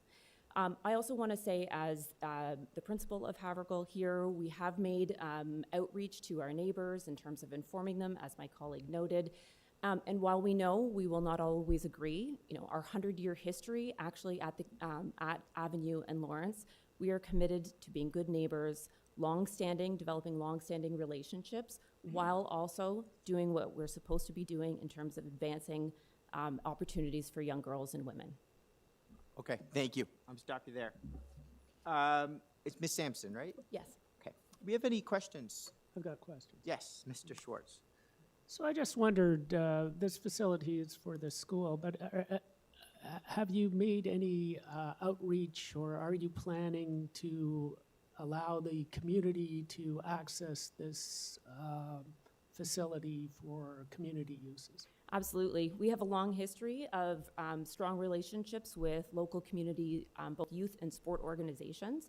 And so we have already made those connections in terms of interest about utilizing the facility in the off-school hours as well as on the weekends. If we also, in terms of considering that use, considering the investment that's being made right now across this country around youth sports and giving youth more access to sports, that is a role and a benefit that we see. I think the other important thing to note is that when Havergal does rent out on any of its sports facilities for community use, the revenue from that rental goes directly to support student financial assistance at the school. And so it is actually utilized to give more girls in our immediate community opportunity to access a Havergal education, which is something we really believe in. Other questions? All right, thank you, Principal Thank Sampson. you. All right. Okay. Staff, we have some speakers online. All right. And before we get to the speakers online, I just want to confirm there's nobody else in person to speak to this matter. Okay. All right, thank you. Yeah, Mr. Chair, we have a Peter McFarland unmuted. Yes, can you hear me? Yes, we can hear you. So I was going to speak. I'm a board member of the college and also a parent. Before you get going, I need to get your name and address for the record, please. Sure, it's Peter McFarland. Yep. And I live at 48 Claxton Boulevard. All right, thank you. No problem. So how much time am I allotted? Oh, I'm sorry. You're a board member at the college? Yes. All right. And a neighbor. So I would have to speak as a neighbor too, but I'm wondering if our time is now already allotted. I'm going to put a pin in this, and I'll tell you why. I really have to, as part of the proceeding, ensure this procedural fairness. I can't have the Havergal College Board show up and speak, every person speak. I need one individual or representative from the college to speak. I provided a little bit of latitude to allow us to hear from the principal as a second speaker in addition to the 5 minutes that were allocated, but I just think any further exception in this case is going to risk procedural unfairness. So I'm going to... I understand. Okay. Understand. Yeah. So, staff, I'm curious, do we have other speakers online? That's it. Okay. All right. So, I'm going to turn it back to my colleagues and ask, so we don't have any other speakers. Do we have any other questions?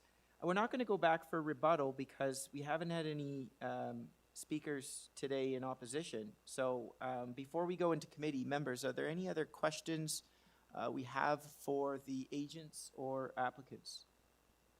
No. Okay. Thank you, everybody. Let's now take this matter into committee.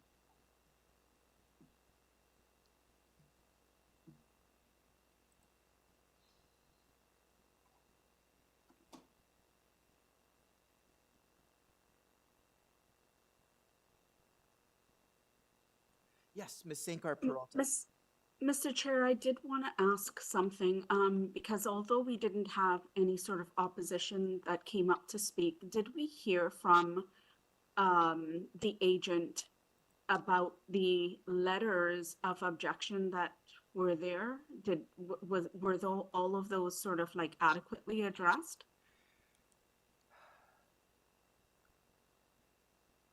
I heard the agent from Bousfield speak to some of the opposition. The note that I took from it was that the nearest residential zone or street is quite some distance away from the subject site. But to your comment about specifics, I'm not sure. That might be, and if you'd like, I can pull this out of a committee so that you can pose that question to the agent. I'd like that, sir, because it's there are quite a number of letters that have come in, and I wondered if they could at least speak to that just to give that balance as well. Yes. Okay. I'm going to pull this out of committee. Let's get our agent back from Bousfields. Oh, welcome. All right. So one of my colleagues has a question concerning some of the matters that were raised by in the letters of opposition, whether or not you'd like to provide any more testimony to respond to those. Sure, happy to. So I know height was one of the concerns. I think I've adequately addressed why we need the setback variances, and it's really just a functional requirement in terms of the minimum geometry from the site and the design of the field. And happy to answer any more questions around that. And I'll just add one more thing on the setbacks. We need this relief because not only is the field an existing field, but it is also more narrow than a regulation field already, and it cannot be shifted closer to Avenue because we have to protect the ravine. So it's sort of constrained in that way, and we don't want to reduce the field any further because we need it for proper play. I discussed the noise and the mechanical matters. The one more thing on the lighting. The lighting is at a proper. It's designed to proper standards for outdoor fields. So, and again, it will be continued to be reviewed through the site plan approval process. In terms of traffic and parking related concerns, I know some residents had raised concerns around that, which are valid, but we have no parking related variances here. And as with other facilities on the campus, the dome that are rented out, the dome would be used exclusively after school hours and used exclusively by students during the day. And so after school hours is when the parking demand is lowest.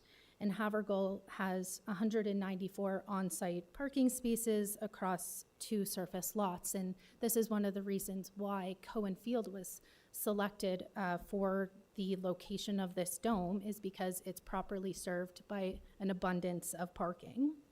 The application has been reviewed by transportation engineering staff, who have identified no concerns with respect to parking supply, operations, or spillover into the neighborhood. And in our opinion, this professional review confirms that the existing parking arrangements are sufficient to accommodate both the school's primary function and the accessory use after hours. I'll just add a little bit more information around the setback to the stable top of bank. Again, I just want to highlight, we do have a natural heritage impact study that was done through the site plan approval process. Again, that has been reviewed by the Conservation Authority. That has been reviewed by the city's environmental peer reviewer. Based on their review, the proposed setbacks are appropriate and there are no hazards or safety concerns around the setbacks. In terms of stormwater management, we read that there were some concerns there. The upgrades to the field will include new synthetic turf system, which is permeable, and permeable pavers over the walkway. These have all been designed with appropriate drainage infrastructure. As well, the applicant had needed to submit a stormwater management report. That has been reviewed by qualified engineering professionals, as well as the Conservation Authority, and there are no concerns in terms of risks related to erosion, flooding, or stormwater impacts into the ravine system. I think the last issue, if you want me to, is about this idea of a commercial use, and we don't have a use variance here. Schools are permitted in all residential zones, and this is an accessory permitted use to that primary use. All right, thank you for that clarification. Other questions? We're good, committee members? Okay, thank you very much. Okay, we're gonna go back into committee now. Yes, Ms. Sankar-Peralta. So I could start us off. I'm really happy that I got that question out for them to sort of go through in a balanced approach what the concerns were of those writing support letters. And, you know, I think given all of the explanations provided by the agents, the principal, you know, the rebuttals that have been provided, I'm feeling like this was a very thorough application for which they've gone through doing intensive studies, geotechnical reports, arborist reports, ravine and natural features protection, TRCA, forestry, of course, and just going through sort of that environmental overview and sort of the fit for the neighborhood. I do take to heart that there's, you know, concerns as well that overlap with giving the dome to a girls' school versus, you know, even though that shouldn't sort of play in, it really does also make a difference in terms of, I guess, maybe not the 4 tests, but it's certainly around equity to the city, which really speaks to me. So at this stage, I'm feeling very supportive of the application, and I think the rebuttals also overcame a lot of the concerns that were raised in those 2 letters of objections. That's my take. Yes, Mr. Schwartz. So I agree with my colleague, and in fact, I think I'd like to make a motion unless there's a lot Sure. of debate. I'd like to move for approval of the application substantially in accordance with the submitted plans and subject to any of the applicable TRCA requirements. I also, like my colleague, acknowledge that there were written concerns expressed by the residents, particularly around the scale of the operation. However, no one has appeared today. Nobody has provided any evidence today, and I haven't heard any planning evidence that would justify a refusal. The application was extensive. There is an existing institutional and recreational use there. Dome is going to be seasonal. It covers an existing field. The applicant has indicated the facility will support the broader community use. So on balance, I'm satisfied the 4 tests are met. All right, thank you, Mr. Schwartz. I also note there, I believe there's an RNFP standard condition, number 1.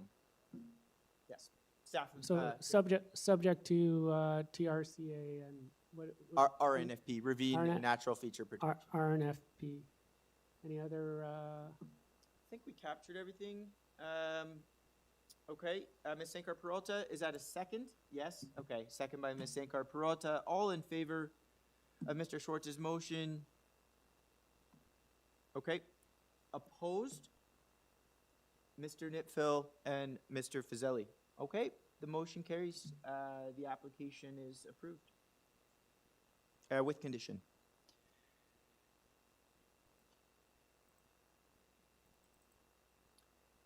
All right. Can we take a break?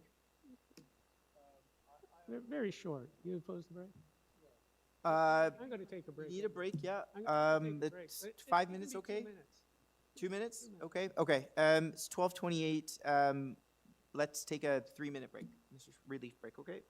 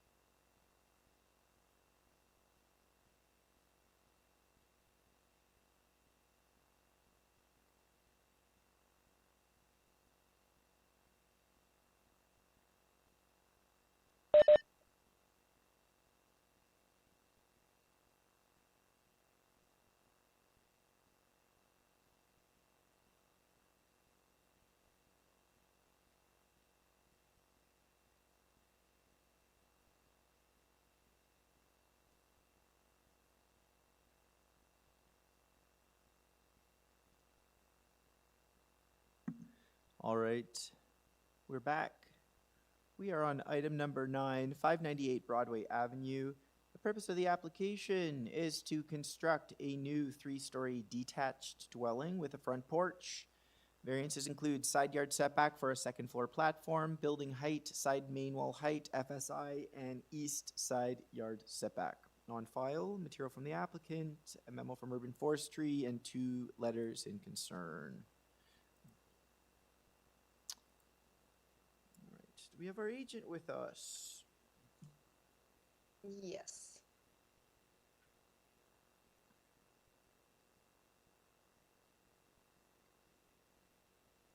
All right, your name and address when you get a chance. It's Angela Stojanovic. I'm on behalf of Sustain Design Architects, and we are the agent for the owner. All right. Okay, we got the 5 minutes up on the screen. Whenever you're ready. Our proposed application is for a new two-story single-family dwelling. It is a replacement dwelling for an existing house, maintaining the existing footprint as close as possible. Some of the variances we are asking for are result of how the zoning bylaw interprets the stories. So I just want to quickly explain that to start. So as we are trying to keep the existing east side setback, which is 0.45 meters at this point, we also try to be respectful of the neighbors as much as possible and not to dig in too deep to avoid impacting the neighbor's foundation and to avoid shoring, which was also cause vibrations to the neighbor's house. So our proposed basement is really shallow, and by zoning definition, that would put the basement floor to be called the ground floor, but technically it's still a basement. So that's why our floors are named differently on a plans. So what's called the first floor on our plans is basically the basements, and the second floor is ground floor, and the third floor is actually the second floor. The FSI that we're asking for is also slightly increased because of the terminology. The basement is included in calculation, and that drove the FSI to be 0.9. And realistically, the FSI we're asking for is 0.69 when you look at the above grade floors. We looked at the FSI in the area that's within about 200 meters from the property, and we found about 11 previously approved applications that were allowed the FSI for over 0.7 up to 0.95. So what we're asking for is not really that much different from what been previously approved in a neighborhood. The building height we're asking for is 8.87 meters, which is 0.27 meters over what's allowed.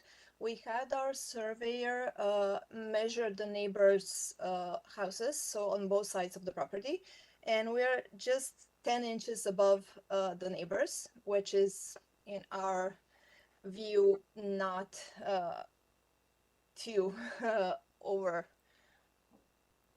So, and also on the Broadway Avenue, just within the same block, we found 10 examples, so between 585 to 613. So that's just the immediate area surrounding our property. We found 11 examples of building heights that were over 8.95. The east yard setback, as I mentioned, we're trying to keep what's existing right now. So if you look at the survey, you'll see that the existing house footprint is on east side is precisely on the same line. Our length is just slightly over the existing house, and we are trying to be respectful of the neighbors, so we didn't go to the full length that's allowed within the zoning bylaw. We shortened the house a little bit to stay in line with the neighbors' houses. And the last variance that we have is for the what's called in a list the second floor platform, which is basically the entrance porch. But because of terminology that our basement is the ground floor and the ground floor is second, that would be a second floor platform, and the setback is 0.54, which is just following that east exterior wall, and that is and the front porch is exactly the same height as the neighbor on the east, so there's no impact on their privacy. I would also like to sorry. Just final words. You just over your 5. Yeah, well, if you have any questions, I'm happy to answer. Thank you. Sure. I have a question to get us started. Do you, by any chance, have the finished floor to ceiling heights on all 3 levels? They're not Yes, marked on the elevation. Yeah. that you have that included in sections, but Okay. I know it. The ground floor, or what's called second floor on the plan, is 9'6". The upper floor is 8'6", and the basement is 9 feet. Okay. And just looking at the I get the rendering on the first page of the drawings. You do note that there was a comparison made to one of the adjacent properties. Is you were saying that this property, the side main wall height extends, there was a sort of nominal distance above what the neighbor's was. Is that the immediate neighbor? So from the immediate neighbor on the right-hand side, when you watch at this picture, Yep. we are 0.5 meters higher. That's about 20 inches. And from the left side, we're only 10 inches higher. It's just the perspective of this image. When you do the 3D images in a software, there tends to be some it tricks the eye a little bit. Yeah, fair enough. So when you look at it straight from the front, all 3 houses are really, really close in height. That's why we specifically asked the surveyor to measure the heights of the neighboring houses, so we keep our house as close as possible. Yeah, I see the comparison with the one adjacent property on the right. Although I will submit that with respect to the height of the other adjacent property, even though that the height's closer, you're dealing, they have a different roof, right? Like they've They do, they have a incorporated mansard. a bit of a sloped, it's a kind of a hybrid between a mansard and a sloped roof. But it does offer some angular planes, right? Which the subject application does not. It just maybe No, point out that distinction. we're closer in design to the neighbor on the right side. That was the request from our clients, and there are actually 4 houses just within 75 meters from that house that look almost exactly the same as ours. And the clients really like that style, and that was their request for us to try to, let's say, approximate the look of those houses, and they're directly across and on the sides. So I would argue that we are keeping the looks of the neighborhood. There are 2 types of homes on that street. One is with a similar to ours and the one on the right, and one is similar to the one on the left, so with tall mansard roofs. So it's either or one of those 2 styles on the street. Okay, and do you have any precedents with respect to the side main wall height variances, particularly for any of the subject properties or any of the nearby properties that you bring up? Because there are some new properties with a similar typology on the street, but I'm personally trying to understand what the relationship is. I understand that the massings are close, but it's, I think, we're also looking at newer massing typologies on the street that are already pushing the limits. So I'm just trying to understand what sort of above and beyond what's already there is being requested in this case. So we found numerous examples for the height variance. There, almost all of them are higher than what we are asking for, even on the same street, and not to mention the streets in the surrounding streets. And I also found we inspected all the previous decisions, obviously. So, and we also found for the height of main walls, which is in our case driven mostly with the fact that we have a flat roof. That's why our side main walls are a little bit higher than typical. When you have mansard roof, those side walls tend to be a little bit lower. But I did found just on a Broadway, I found 6 examples of approved variances for over 8.18 meter sidewalls, and also several examples on the neighboring streets. All right, thank you. Mr. Dipfield. Thank you. Did I understand you to say that the east yard setback, you wanted to keep it the same? I'm presuming that the east yard setback you have is the existing setback on the existing house. Is that correct? Yes. Why did you the want to keep existing- it the same? Why wouldn't you provide more space? We provided a little bit more space on the other side. The required minimum is 0.9. We added that 1 foot on the other side to have a little bit wider access to the backyard. And we're keeping the existing setback. Our clients originally wanted to renovate that house and keep that exterior wall where it is.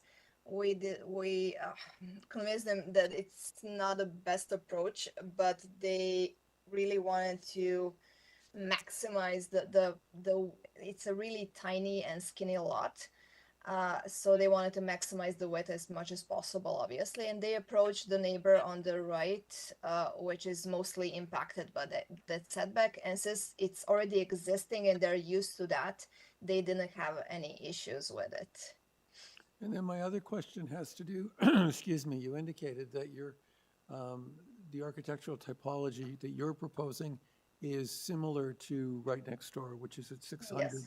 Yes. But your building is taller than 600, and yet it's the same basic form. It's an integral garage, a main floor, and a bedroom floor. The difference being that on the property at 600, there's been some effort made just above the garage to put an accent wall across so that it tends to reduce the visual height of the building. That's an awfully long introduction. My question is, why is it that your building is taller than the one next door, which effectively should be almost exactly the same in section? I would assume I was analyzing their front facade, and I would say their garage is significantly low. It's extremely low, and also I think their second floor is a little bit lower than ours. Okay. But that being said, our height variance is, I mean, the requested height is, like I said, 20 inches above what they have with their flat roof. So I don't think that's a big ask. Thank you. And also the house is directly across the street, so 600 and 586, they both have 8.9 meter height, so we are really keeping in line with immediate surroundings. So which property did you compare to 8.9? So 601 and, sorry, 595. 595 even have 8.95 meter height. So they're even higher than we are. All right, other questions? Okay. Staff, nobody else online for this item? Okay. Let's take this into committee now.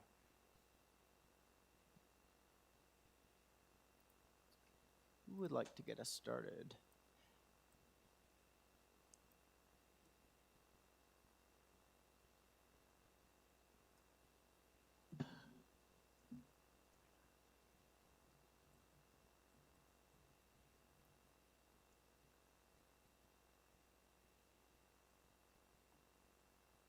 So I think maybe I'll get us going, some comments. I think with this one, the challenge is, I understand that, you know, we're used to seeing side main wall heights pretty high. You know, we're only asking 8.2 or 8.87 in this case.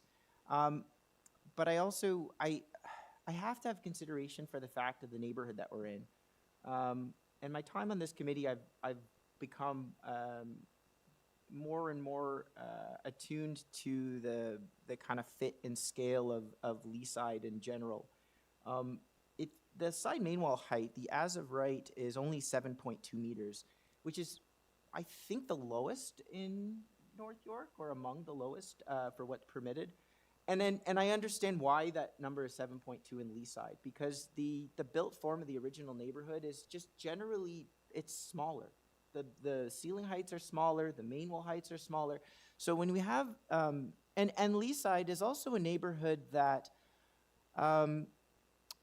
it's a mix. It's a mix of existing housing stock, existing neighborhood with new builds that really need to be compatible. This is not like sort of a do-over to say, oh, well, this house hasn't been torn down, let's look at the new way of building.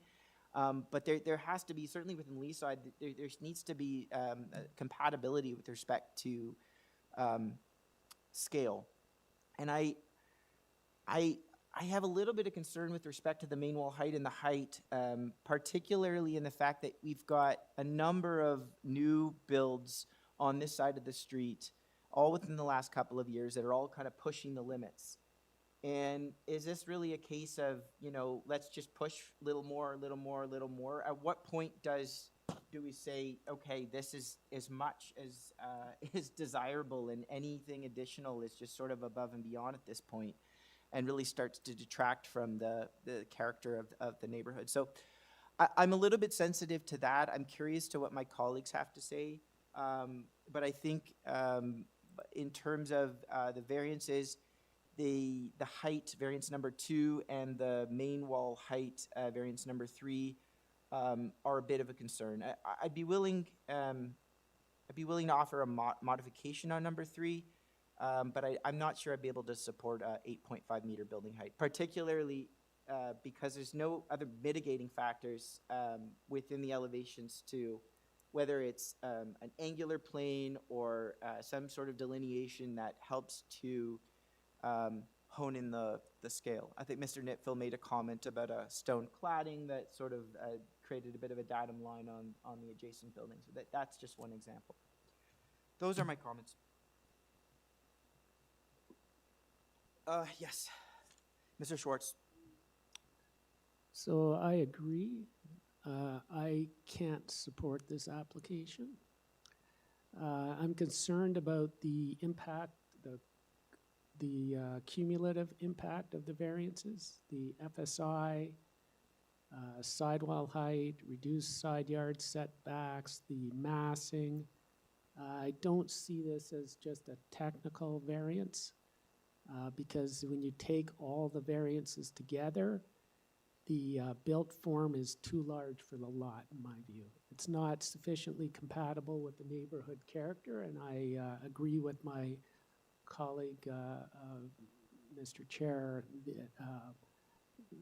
the points that you made, that it's basically pushing everything to the limit.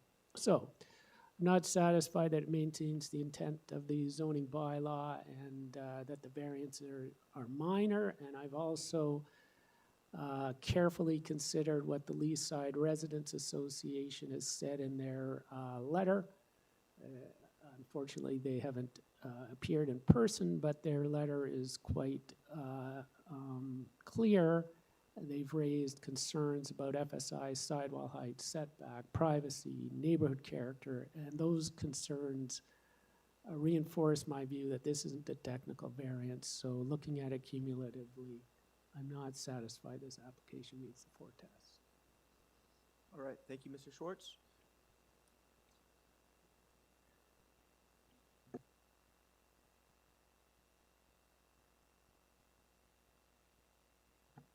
Yes, Mr. Nipville. Just a comment.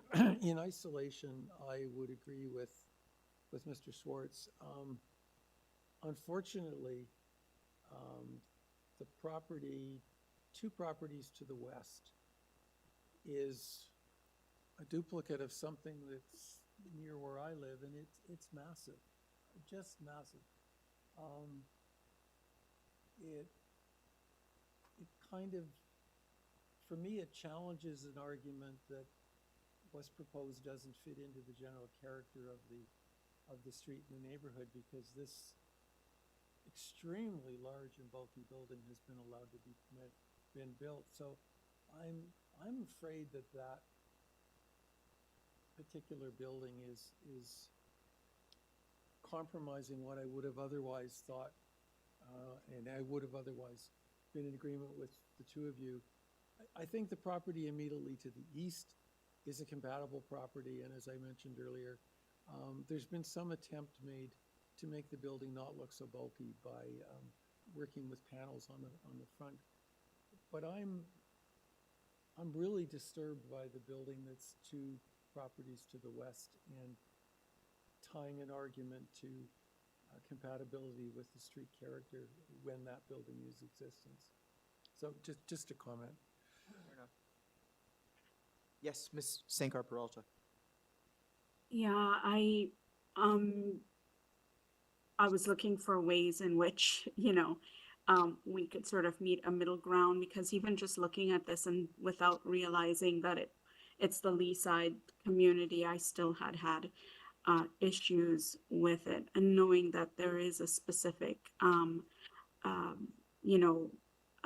design for that neighborhood and an association that's really strongly in effect. So, I think I do have some issues with at least a couple of these variances that I don't think is very minor.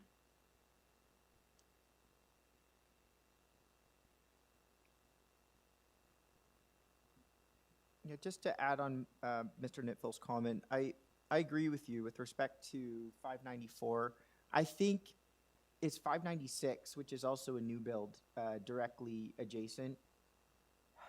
I think that's sort of what I think takes away the weight from 594.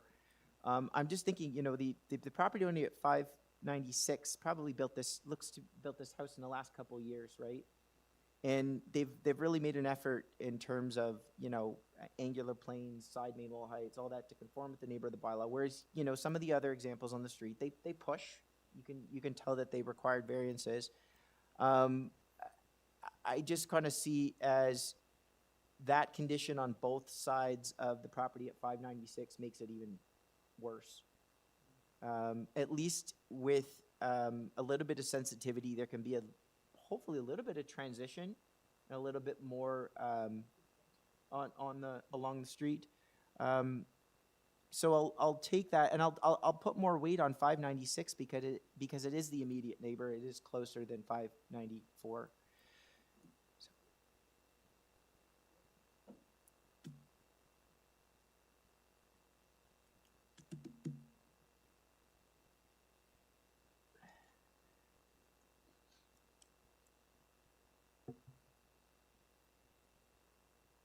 I'm willing to bring a motion. Mr. Schwartz, yep. Yeah, I'll bring a motion to refuse the application because Okay, it doesn't meet the four tests in my view. All right. Do I have a seconder for that motion? Okay, motion fails. Thank you for putting that forward, though. Anytime. Do I have another motion?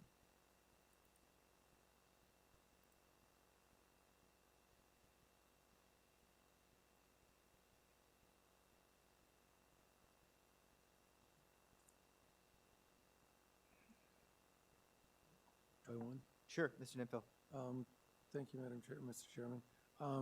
I'd like to move approval of the application with the exception of variance number 3, which I would recommend be refused. And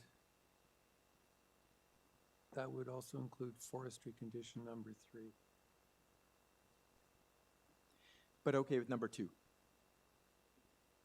for the overall height. Oh, pardon me, 2 and 3. 2 and 3? Okay. I'm losing it. Sorry. Sorry. So Mr. Nifel, just to I make sure I captured your motion. The height variances, yeah. Okay. Well, it could affect the FSI, but if they're approved on the FSI, they would just have to amend the massing. It's to comply with the other. They Have could to do still some redesign either way. maybe a redesign. Yeah. So, Mr. Nifel, we've got a motion for approval of the application with refusal of number 2 and 3, and I captured some. You had some conditions in there. There's forestry number 3. Forestry number 3. Yeah. Okay, you got a motion on the floor. That's seconded by Ms. Sankar Peralta. Yes. Yeah.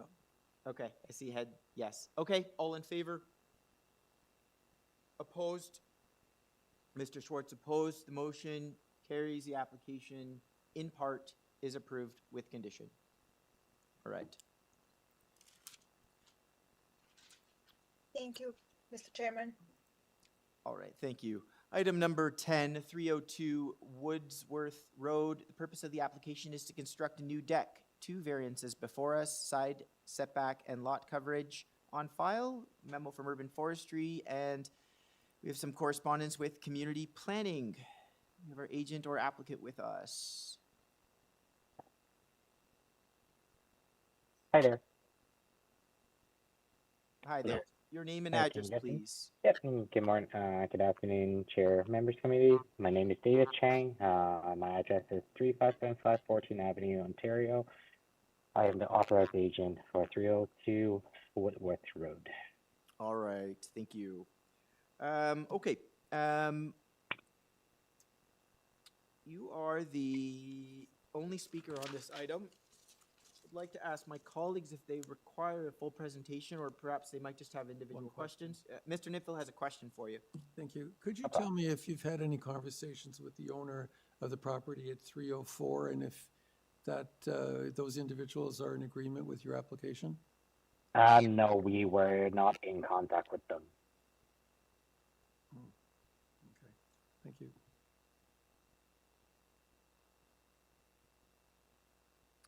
Okay, I can elaborate on that. So there's one of the variances that's before us is with respect to a side setback, which is 0 meters. Perhaps you can give us a little bit of rationale on that setback and maybe some of the discussion that came out of planning. Yeah, that's no problem. So for this application, we're applying for a permit for an existing and covered deck, and then of course we are seeking for approval for 2 variances, reducing a side yard setback and also the lot coverage. Regarding for a side yard setback, we're proposing a 1.03 meter setback where the requirement is 1.5 meters. I believe this variance is minor, as it would not impact the street view of the neighborhood, and also it is important to note that we are proposing a 1.5 meters tall privacy fence. Therefore, it would not cause any privacy issue with the direct neighbors. I believe that the committee should consider approval of this application as variance is minor in nature and keeping the current use of the land as the same, and also keep in mind that the city staff has no objection to the requested variance, and consider approval, consider appropriate development for the site as long as the privacy fence is in place. All right. Questions? All right, no questions? Okay, we can take this into committee. Yes, Ms. Sankar Peralta. I am ready for a motion if no one else has any questions. Maybe I just have a question. Okay. The question is, what happened to there was a privacy screen. Did we deal with that? Yeah, so there's as part of the application, there's a 1.5 meter privacy screen proposed at the 0. I presume it would be at the 0 meter on the lot line, essentially. Okay. It's essentially a property line fence. Do we have to modify our motion for that, or is that part of the application, or do we need to? planning condition, yeah. Planning condition? Mr. Okay. Netfeld Okay, pointed out. I just wanted to be clear on that, otherwise I don't have anything else. Yeah.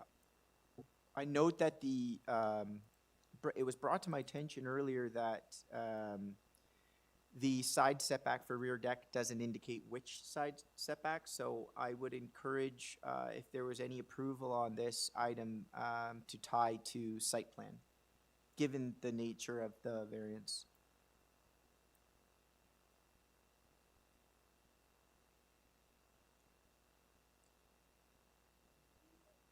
Yes. Ms. Sekar Peralta. Sorry, Okay, you so- have a motion then?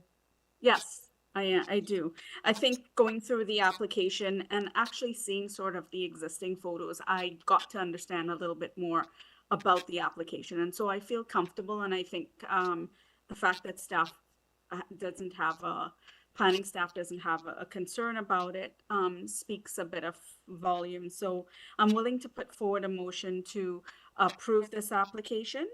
And I'm going to be making it subject to the April 30th staff report conditions around that privacy barriers. And I'll also take note of your concerns to tie it to the site plan. And I don't know if there was, I didn't see any forestry. Yes, number 2. Number 2? Okay, yes. Forestry condition number 2. All right. Do I have a Thank seconder you. for the motion? Mr. Fazeli? Just Oh. also, did we have to say something about TRCA? Was there something there for TRCA as well? But they said. TRCA reviewed it, but there were no recommendations. No recommendations. Okay, they just said must comply with the stamped document. Actually, what they did say was, I had a question mark. There are TRCA permit conditions and there are highway corridor permit conditions. I'm assuming they're already taken care of in the permits. But it wouldn't hurt to put that in.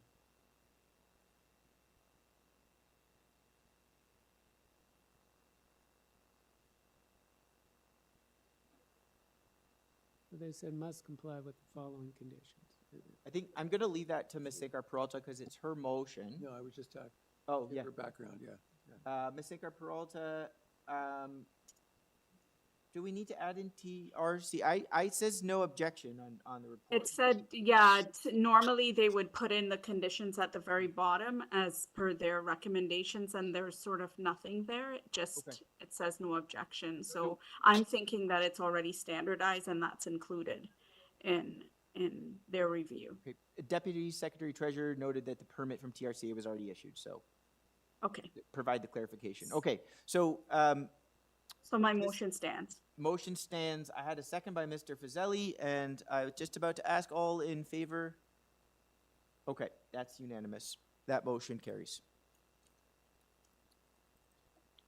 All right, item number 11, 121 Del Park Avenue. The purpose of the application is to alter the existing detached dwelling by constructing a second story and rear addition, new front and rear porches, and a new rear deck.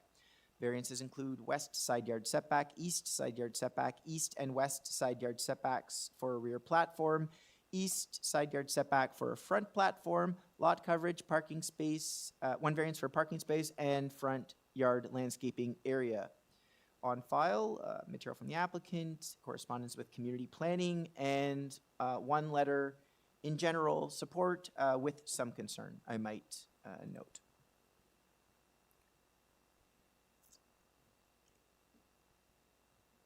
We have our agent with us. Yes, Joe Dome, 133 Torresdale Avenue, agent for the owners. All right, and can I just confirm, we do have another speaker online, no, we don't. So just one speaker on this item? Okay, so are there any modifications you'd like to make? Yes, I would first like to request to eliminate variance number 8 in accordance with planning staff recommendations, as the latest drawings now comply with the bylaw for front yard soft landscaping. All right. Okay. I would like to hear a little bit of presentation on this front. I could be, it could be, this could be done by way of questions. I have a few questions, but let's get the clock up. I do have a brief presentation, if that would be acceptable. Yeah, I mean, at the onset, maybe just to give you a little bit of direction, with this one, I think if there was any concern I had, it would be with respect to the deck setback with the side yard, just given the amount of projection into the rear yard. Maybe you can speak to that, as well as potential impacts to the neighbor from such variance. Sure.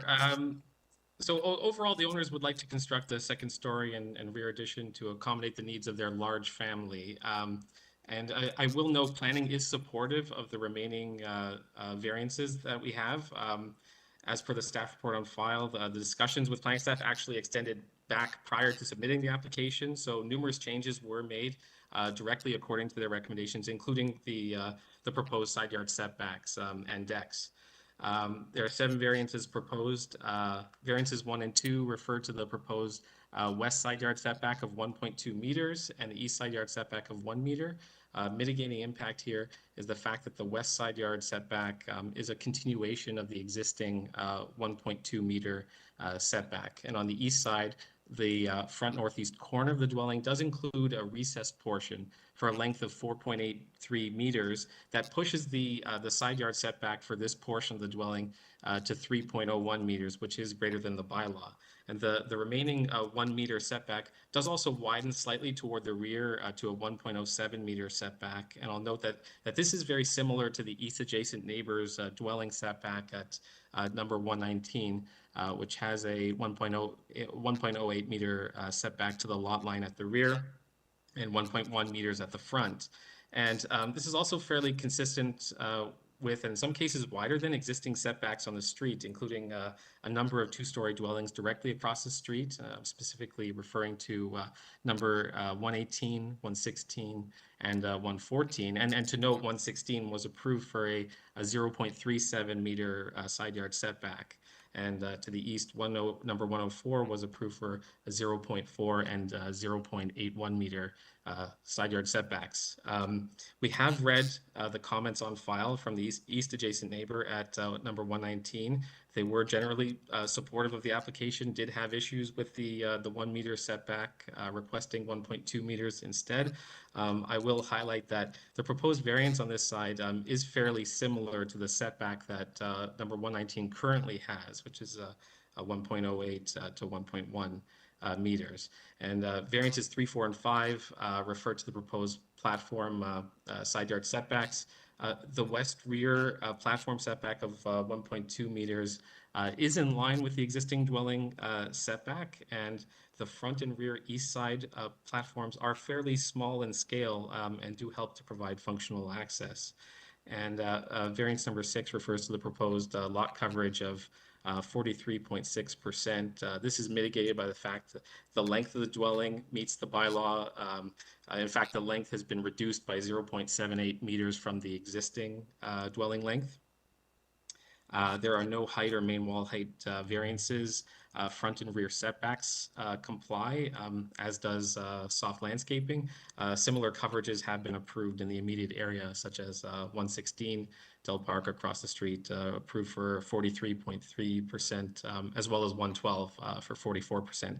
And variance number 7 refers to the proposed front yard parking space, which is accommodated on private property. I'll note transportation has no concerns with the proposal, and also 2 doors west, 125 Del Park was approved for the same variance. Now, in addition to communicating with the neighbors at number 119, the owners have also communicated with 7 other neighbors who had no concerns. That would be number 123, 120, 122, 127, 114, 112, and 118. And the owner had also mentioned that number 120, directly across the street, had sent in a letter of support, though I don't see it added on file. But overall, we do feel the application and as amended according to planning staff recommendations, is reasonable and minor in nature, and I would be happy to answer any questions you may have. All right, thank you, Mr. Nipfel. Could you just clarify how many dwelling units there are in this building? 2.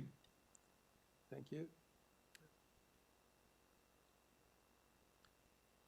Any other questions? I do. Oh, yes, Mr. Schwartz. So I noticed there was a letter of objection from the immediately adjacent neighbor at 119. And that neighbor had asked for a setback of 1.2 meters rather than 1. Have you had any discussions with them? Could you accept this being approved subject to the 1.2 meters on that side instead of 1 meter? I know that the owners did have conversations with those neighbors at number 119, and they were generally supportive of the proposal, but of course the side yard setback was their concern. And just in regards to that setback, it really is, I would say, the forward portion of the dwelling, the corner, does actually have a recessed portion, I think greater than 4 meters in length, that actually pushes it back to 3 meters from the side lot line. So we do feel that that provides a mitigating factor, and that the neighbors' setback themselves is around 1.08.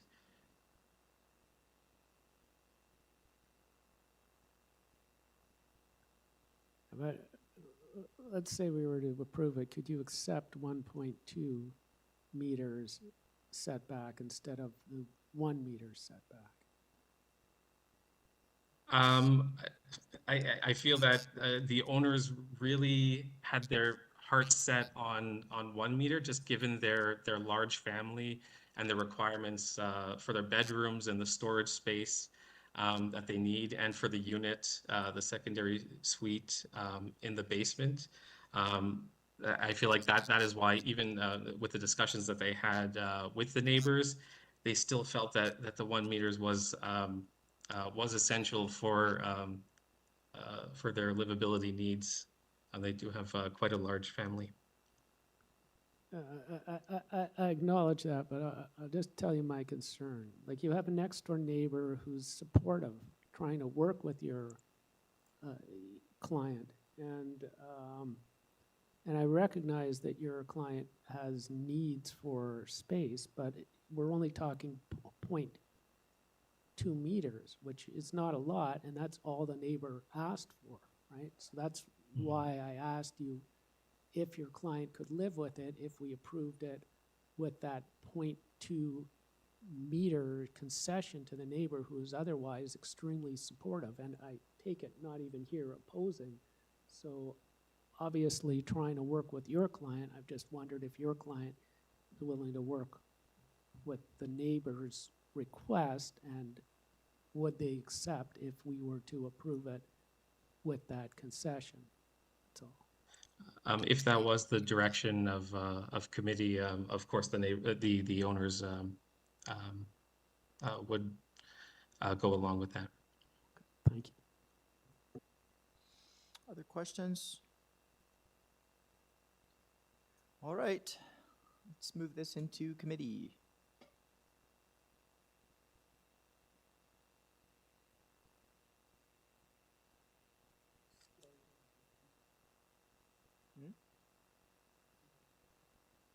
Well, I'm willing to bring a motion to approve it, right?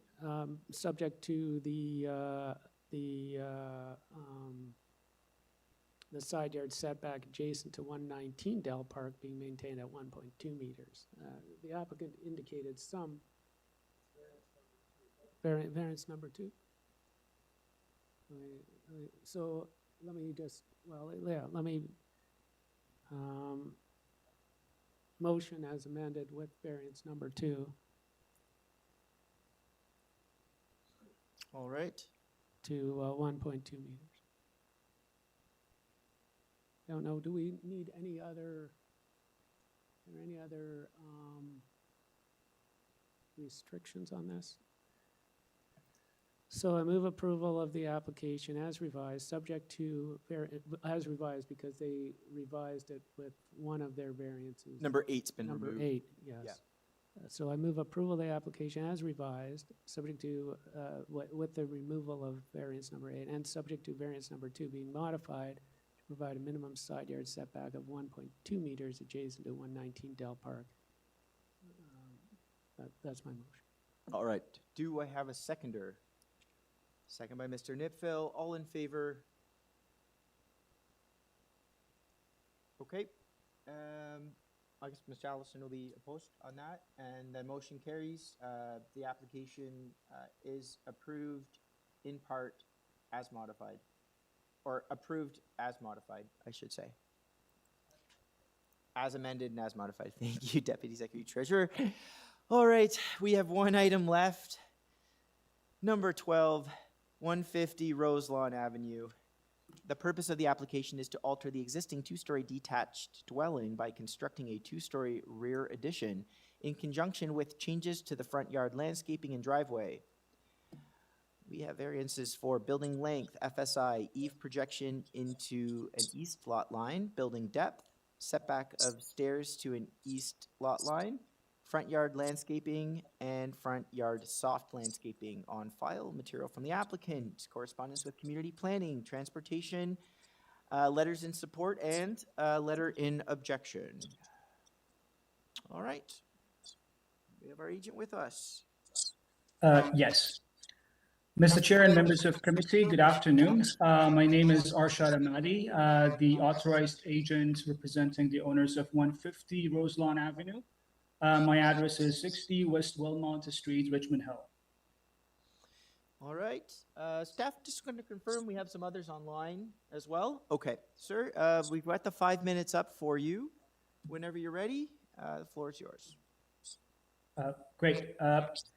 I represent a multi-generational family of grandparents, parents, and 2 children, 6 members in total who have proudly lived in this neighborhood since 2018, roughly over 8 years. Their hope from this hearing today is to allow them to thoughtfully modernize their long-term home so that they can continue to live and grow here together as a family. To demonstrate that our requests are appropriate and respectful of the neighborhood character, we have submitted detailed architectural drawings in a comprehensive members package. This package includes a 500-meter radius study based on directly on the city's Committee of Adjustment research, request decision notices for minor variances. We've also provided multiple letters of support from immediate neighbors, along with email correspondence confirming endorsement from the Transportation Department and Community Planning. I have a presentation which I'm just going to go through. Variance 1 on page 3. Request a building length of 17.51 meters. This is an increase of only 25% over the permitted 14 meters. Under the zoning bylaw, my client could build a full 3rd story to provide the additional space required for their day-to-day living. However, they chose not to do so. Instead, they opt for a modest rear extension. This is a more appropriate, cost-effective, and balanced approach for this low-rise neighborhood. This design provides the exact space the family needs, respects immediate neighbors, and keeps the overall building height to just 8.7 meters. Neighborhood Presidents also supports this request. Approved minor variance decision notices in the area show building lengths ranging from 18 to 25 meters as listed on page 3. Variance number 2 on page 4 requests an FSI of 0.7 compared to 0.6 permitted. Because this home was built in 1927, it is legally entitled under the zoning bylaw clause 10.10.40.42a to a rear addition up to 0.69 FSI. Due to project timelines, we did not have time to seek an updated zoning notice. As a result, we have proceeded using the conservative 0.6 FSI. In practical terms, this application represents an increase of only 0.01. Neighborhood Presidents on our members package also support this request. Nearby approvals show FSI values ranging from 0.85 to 1.26. Variance number 3 on page 5 requests an eave projection of 0.305 meters to a 0-meter setback from the east lot line. The existing dwelling already includes this same 0.305 meter eave projection. The proposal simply maintains the existing condition as part of the new roof design. with no change to the established setback. My client's immediate neighbor on the east side, 148 Roselawn, has no concerns regarding this item and have provided a letter of support. Variance 4 on page 6 proposes a building depth of 17.41 meters, an increase of only 2.4%. Similar to the rationale of the building length, this slight increase in depth results directly from a conscious design choice. Neighborhood precedents also demonstrate that our request is modest in comparison. Approved variances in the area range from approximately 10% increases up to as high as 56%, as listed on page 6. Variance 5 on page 7 locates an exterior rear stair 0.31 meters from the east lot line. This represents a 50% reduction in required setback. The stair is placed tight to the east facade due to the narrow lots of Midtown Toronto. This is a deliberate design choice to preserve as much rear yard green space as possible for the family and children. It helps keep the backyard open, functional, and better suited for everyday family use. Plus, the immediate neighbor on the east lot line, 148 Roselawn Avenue, has no objection to this and have provided a letter of support. Variance, and then finally, variance number 6 on page 8 requests 36% total landscaping and 64.29% soft landscaping. This variance is required to allow a private permeable driveway at the front of the property for integral garage. The existing 1920s mutual driveway shared with 154 Roselawn Avenue is no longer functional. It is too narrow for modern vehicles and has become further constrained over time due to utility meters installed on both sides. City transportation and community planning staff support a private driveway for this lot. We have included emails to the Committee of Adjustment confirming their full endorsement. This small reduction in landscaping is necessary to provide a safe, city-supported parking solution.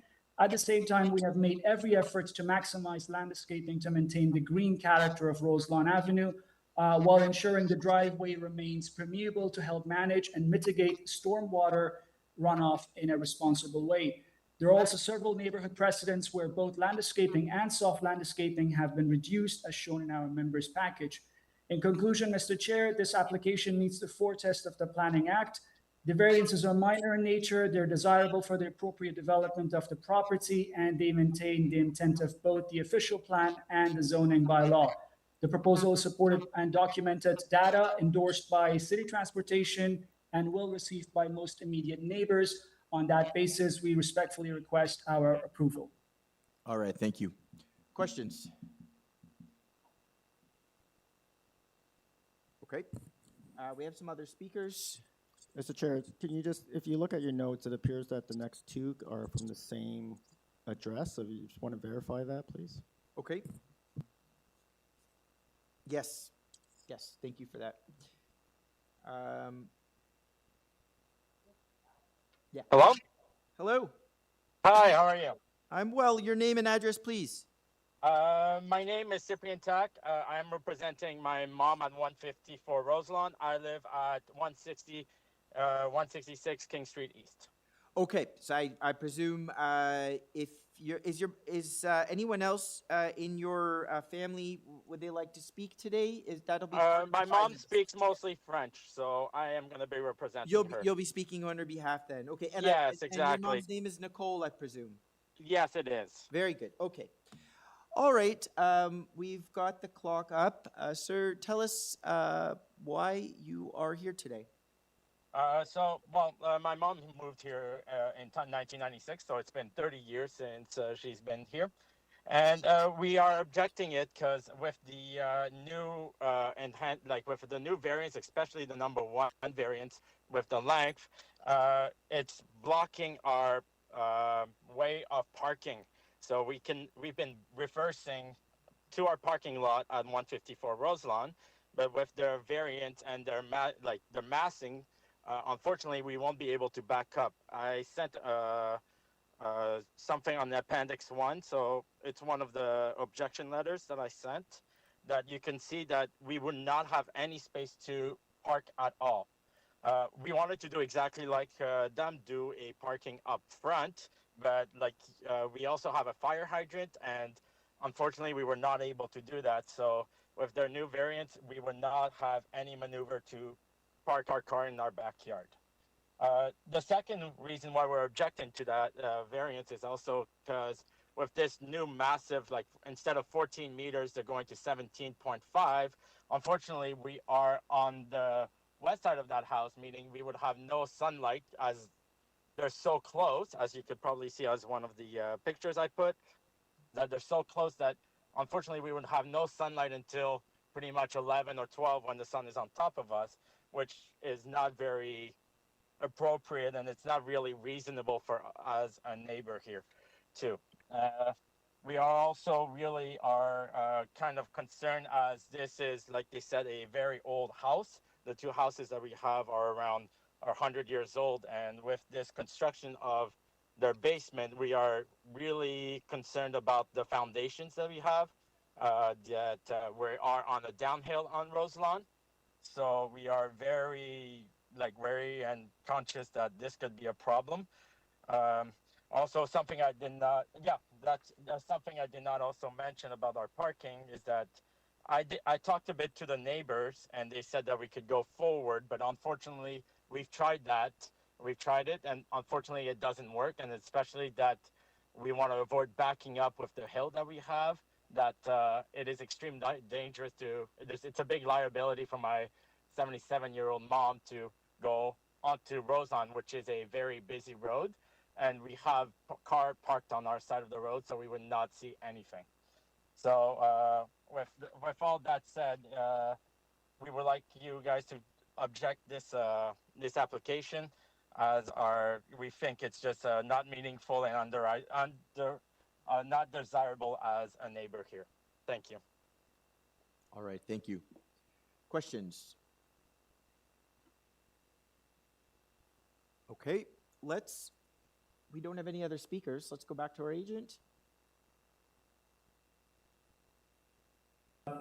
Hi, Mr. Chair. Should I provide a response to that? Yes, this is an opportunity for you to respond to some of the Yes. concerns that you heard from the immediate neighbor.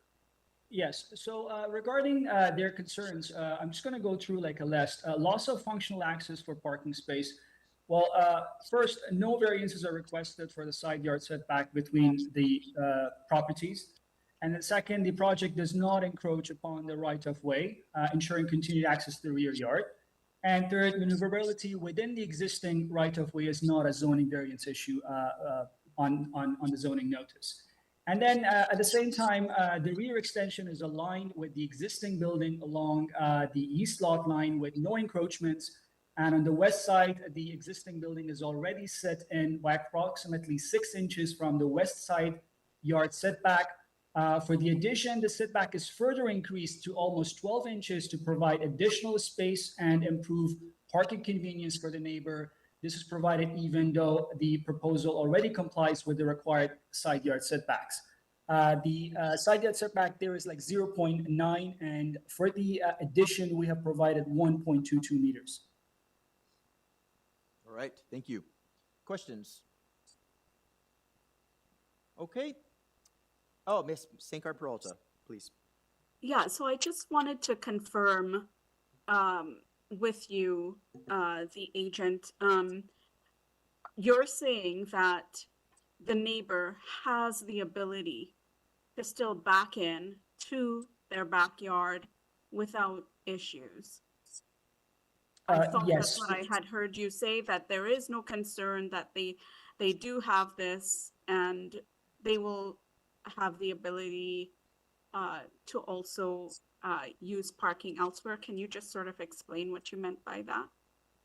Yes, so we're not going over the right of way. So we're keeping our addition clearly within the side yard setback, and even we have pushed it further back by 12 inches. Okay.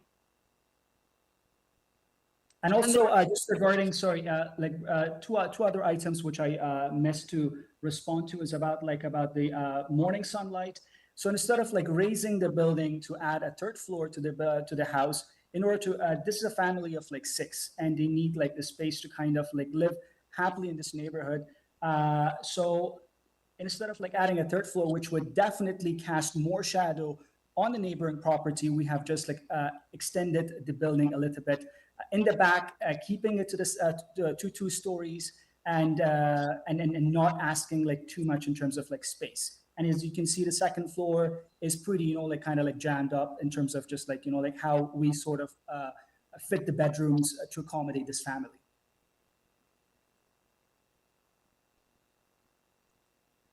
All right, very good. I may have some questions here. I'm just struggling with this a bit.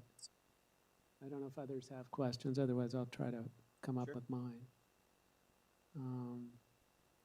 Let me just see here. Because there's a long history here, right? We've got, how many applications did we have? How many iterations are we now at on this proposal? Can anybody answer that? Can the applicant answer that? I believe it is like 3 times, and it was due to the front parking. So we initially introduced for a front parking pad, which did not have the support of the transportation department. So we went again and we consulted with them, and then they suggested that we can do with the current frontage lot that we have, we can do a like an integral garage with a private driveway.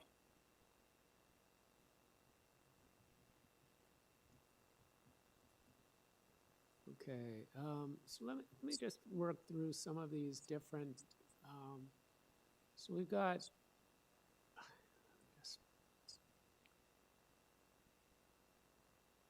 you've got item, I'll tell you the variances that I'm a little concerned about. I'm concerned about 1, I'm concerned about 6, and I'm concerned about 7.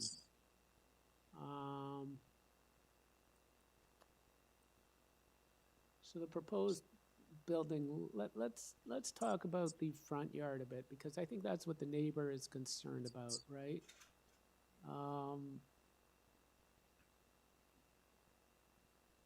6. Okay, so could you move the front yard landscaping closer to 50%? Could you do something about that? You know, like something better than 36%. Is there anything you can do about that? We're already at like very tight. We're kind of keeping, we try to minimize the front porch area as much as possible. We also like try to kind of make the stair to be as small as, you know, like possible for like an entryway. And in terms of just like landscaping, we are proposing permeable driveway, and at the same time, just like we are maximizing the landscaping as much as possible, to be honest here. What about 7? Minimum 75%, you're going to 64%. Is there any way to increase the, is there any way to go to increase soft landscaping? What do we have? Are we talking about permeable pavers? Is there anything we can do here? Well, I mean, we for sure are like thinking of like doing some like landscaping moves for the driveway as well, especially like towards the retaining wall. We could probably, you know, like plant that, you know, like that side of the wall. And plus, beyond our property, in front of the property or between the property and the street, there is like the city-owned area, which would be like all like soft landscaping. So our part does reduce it by a little bit, but then also obviously the city-owned area would help in terms of just like the overall front facade in terms of just like the green landscaping to maintain it as much as possible.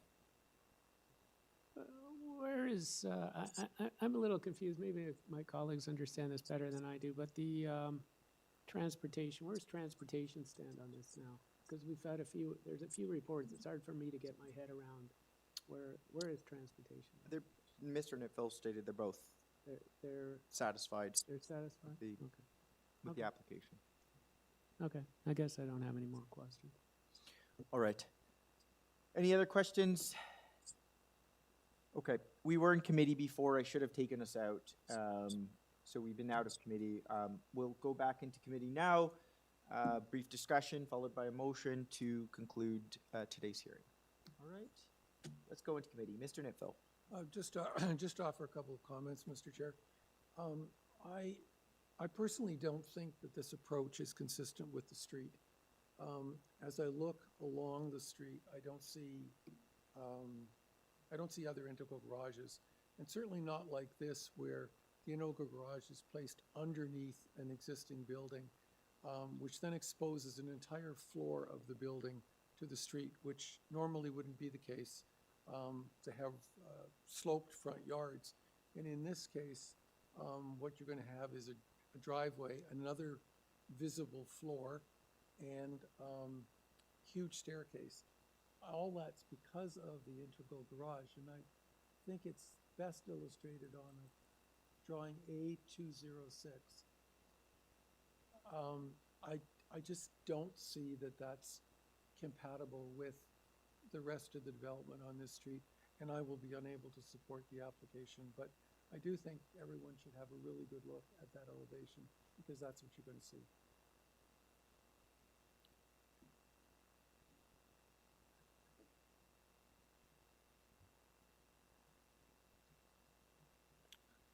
All right.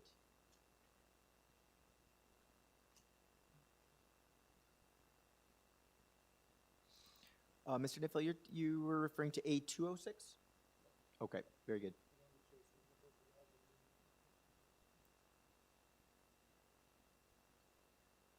Any other comments?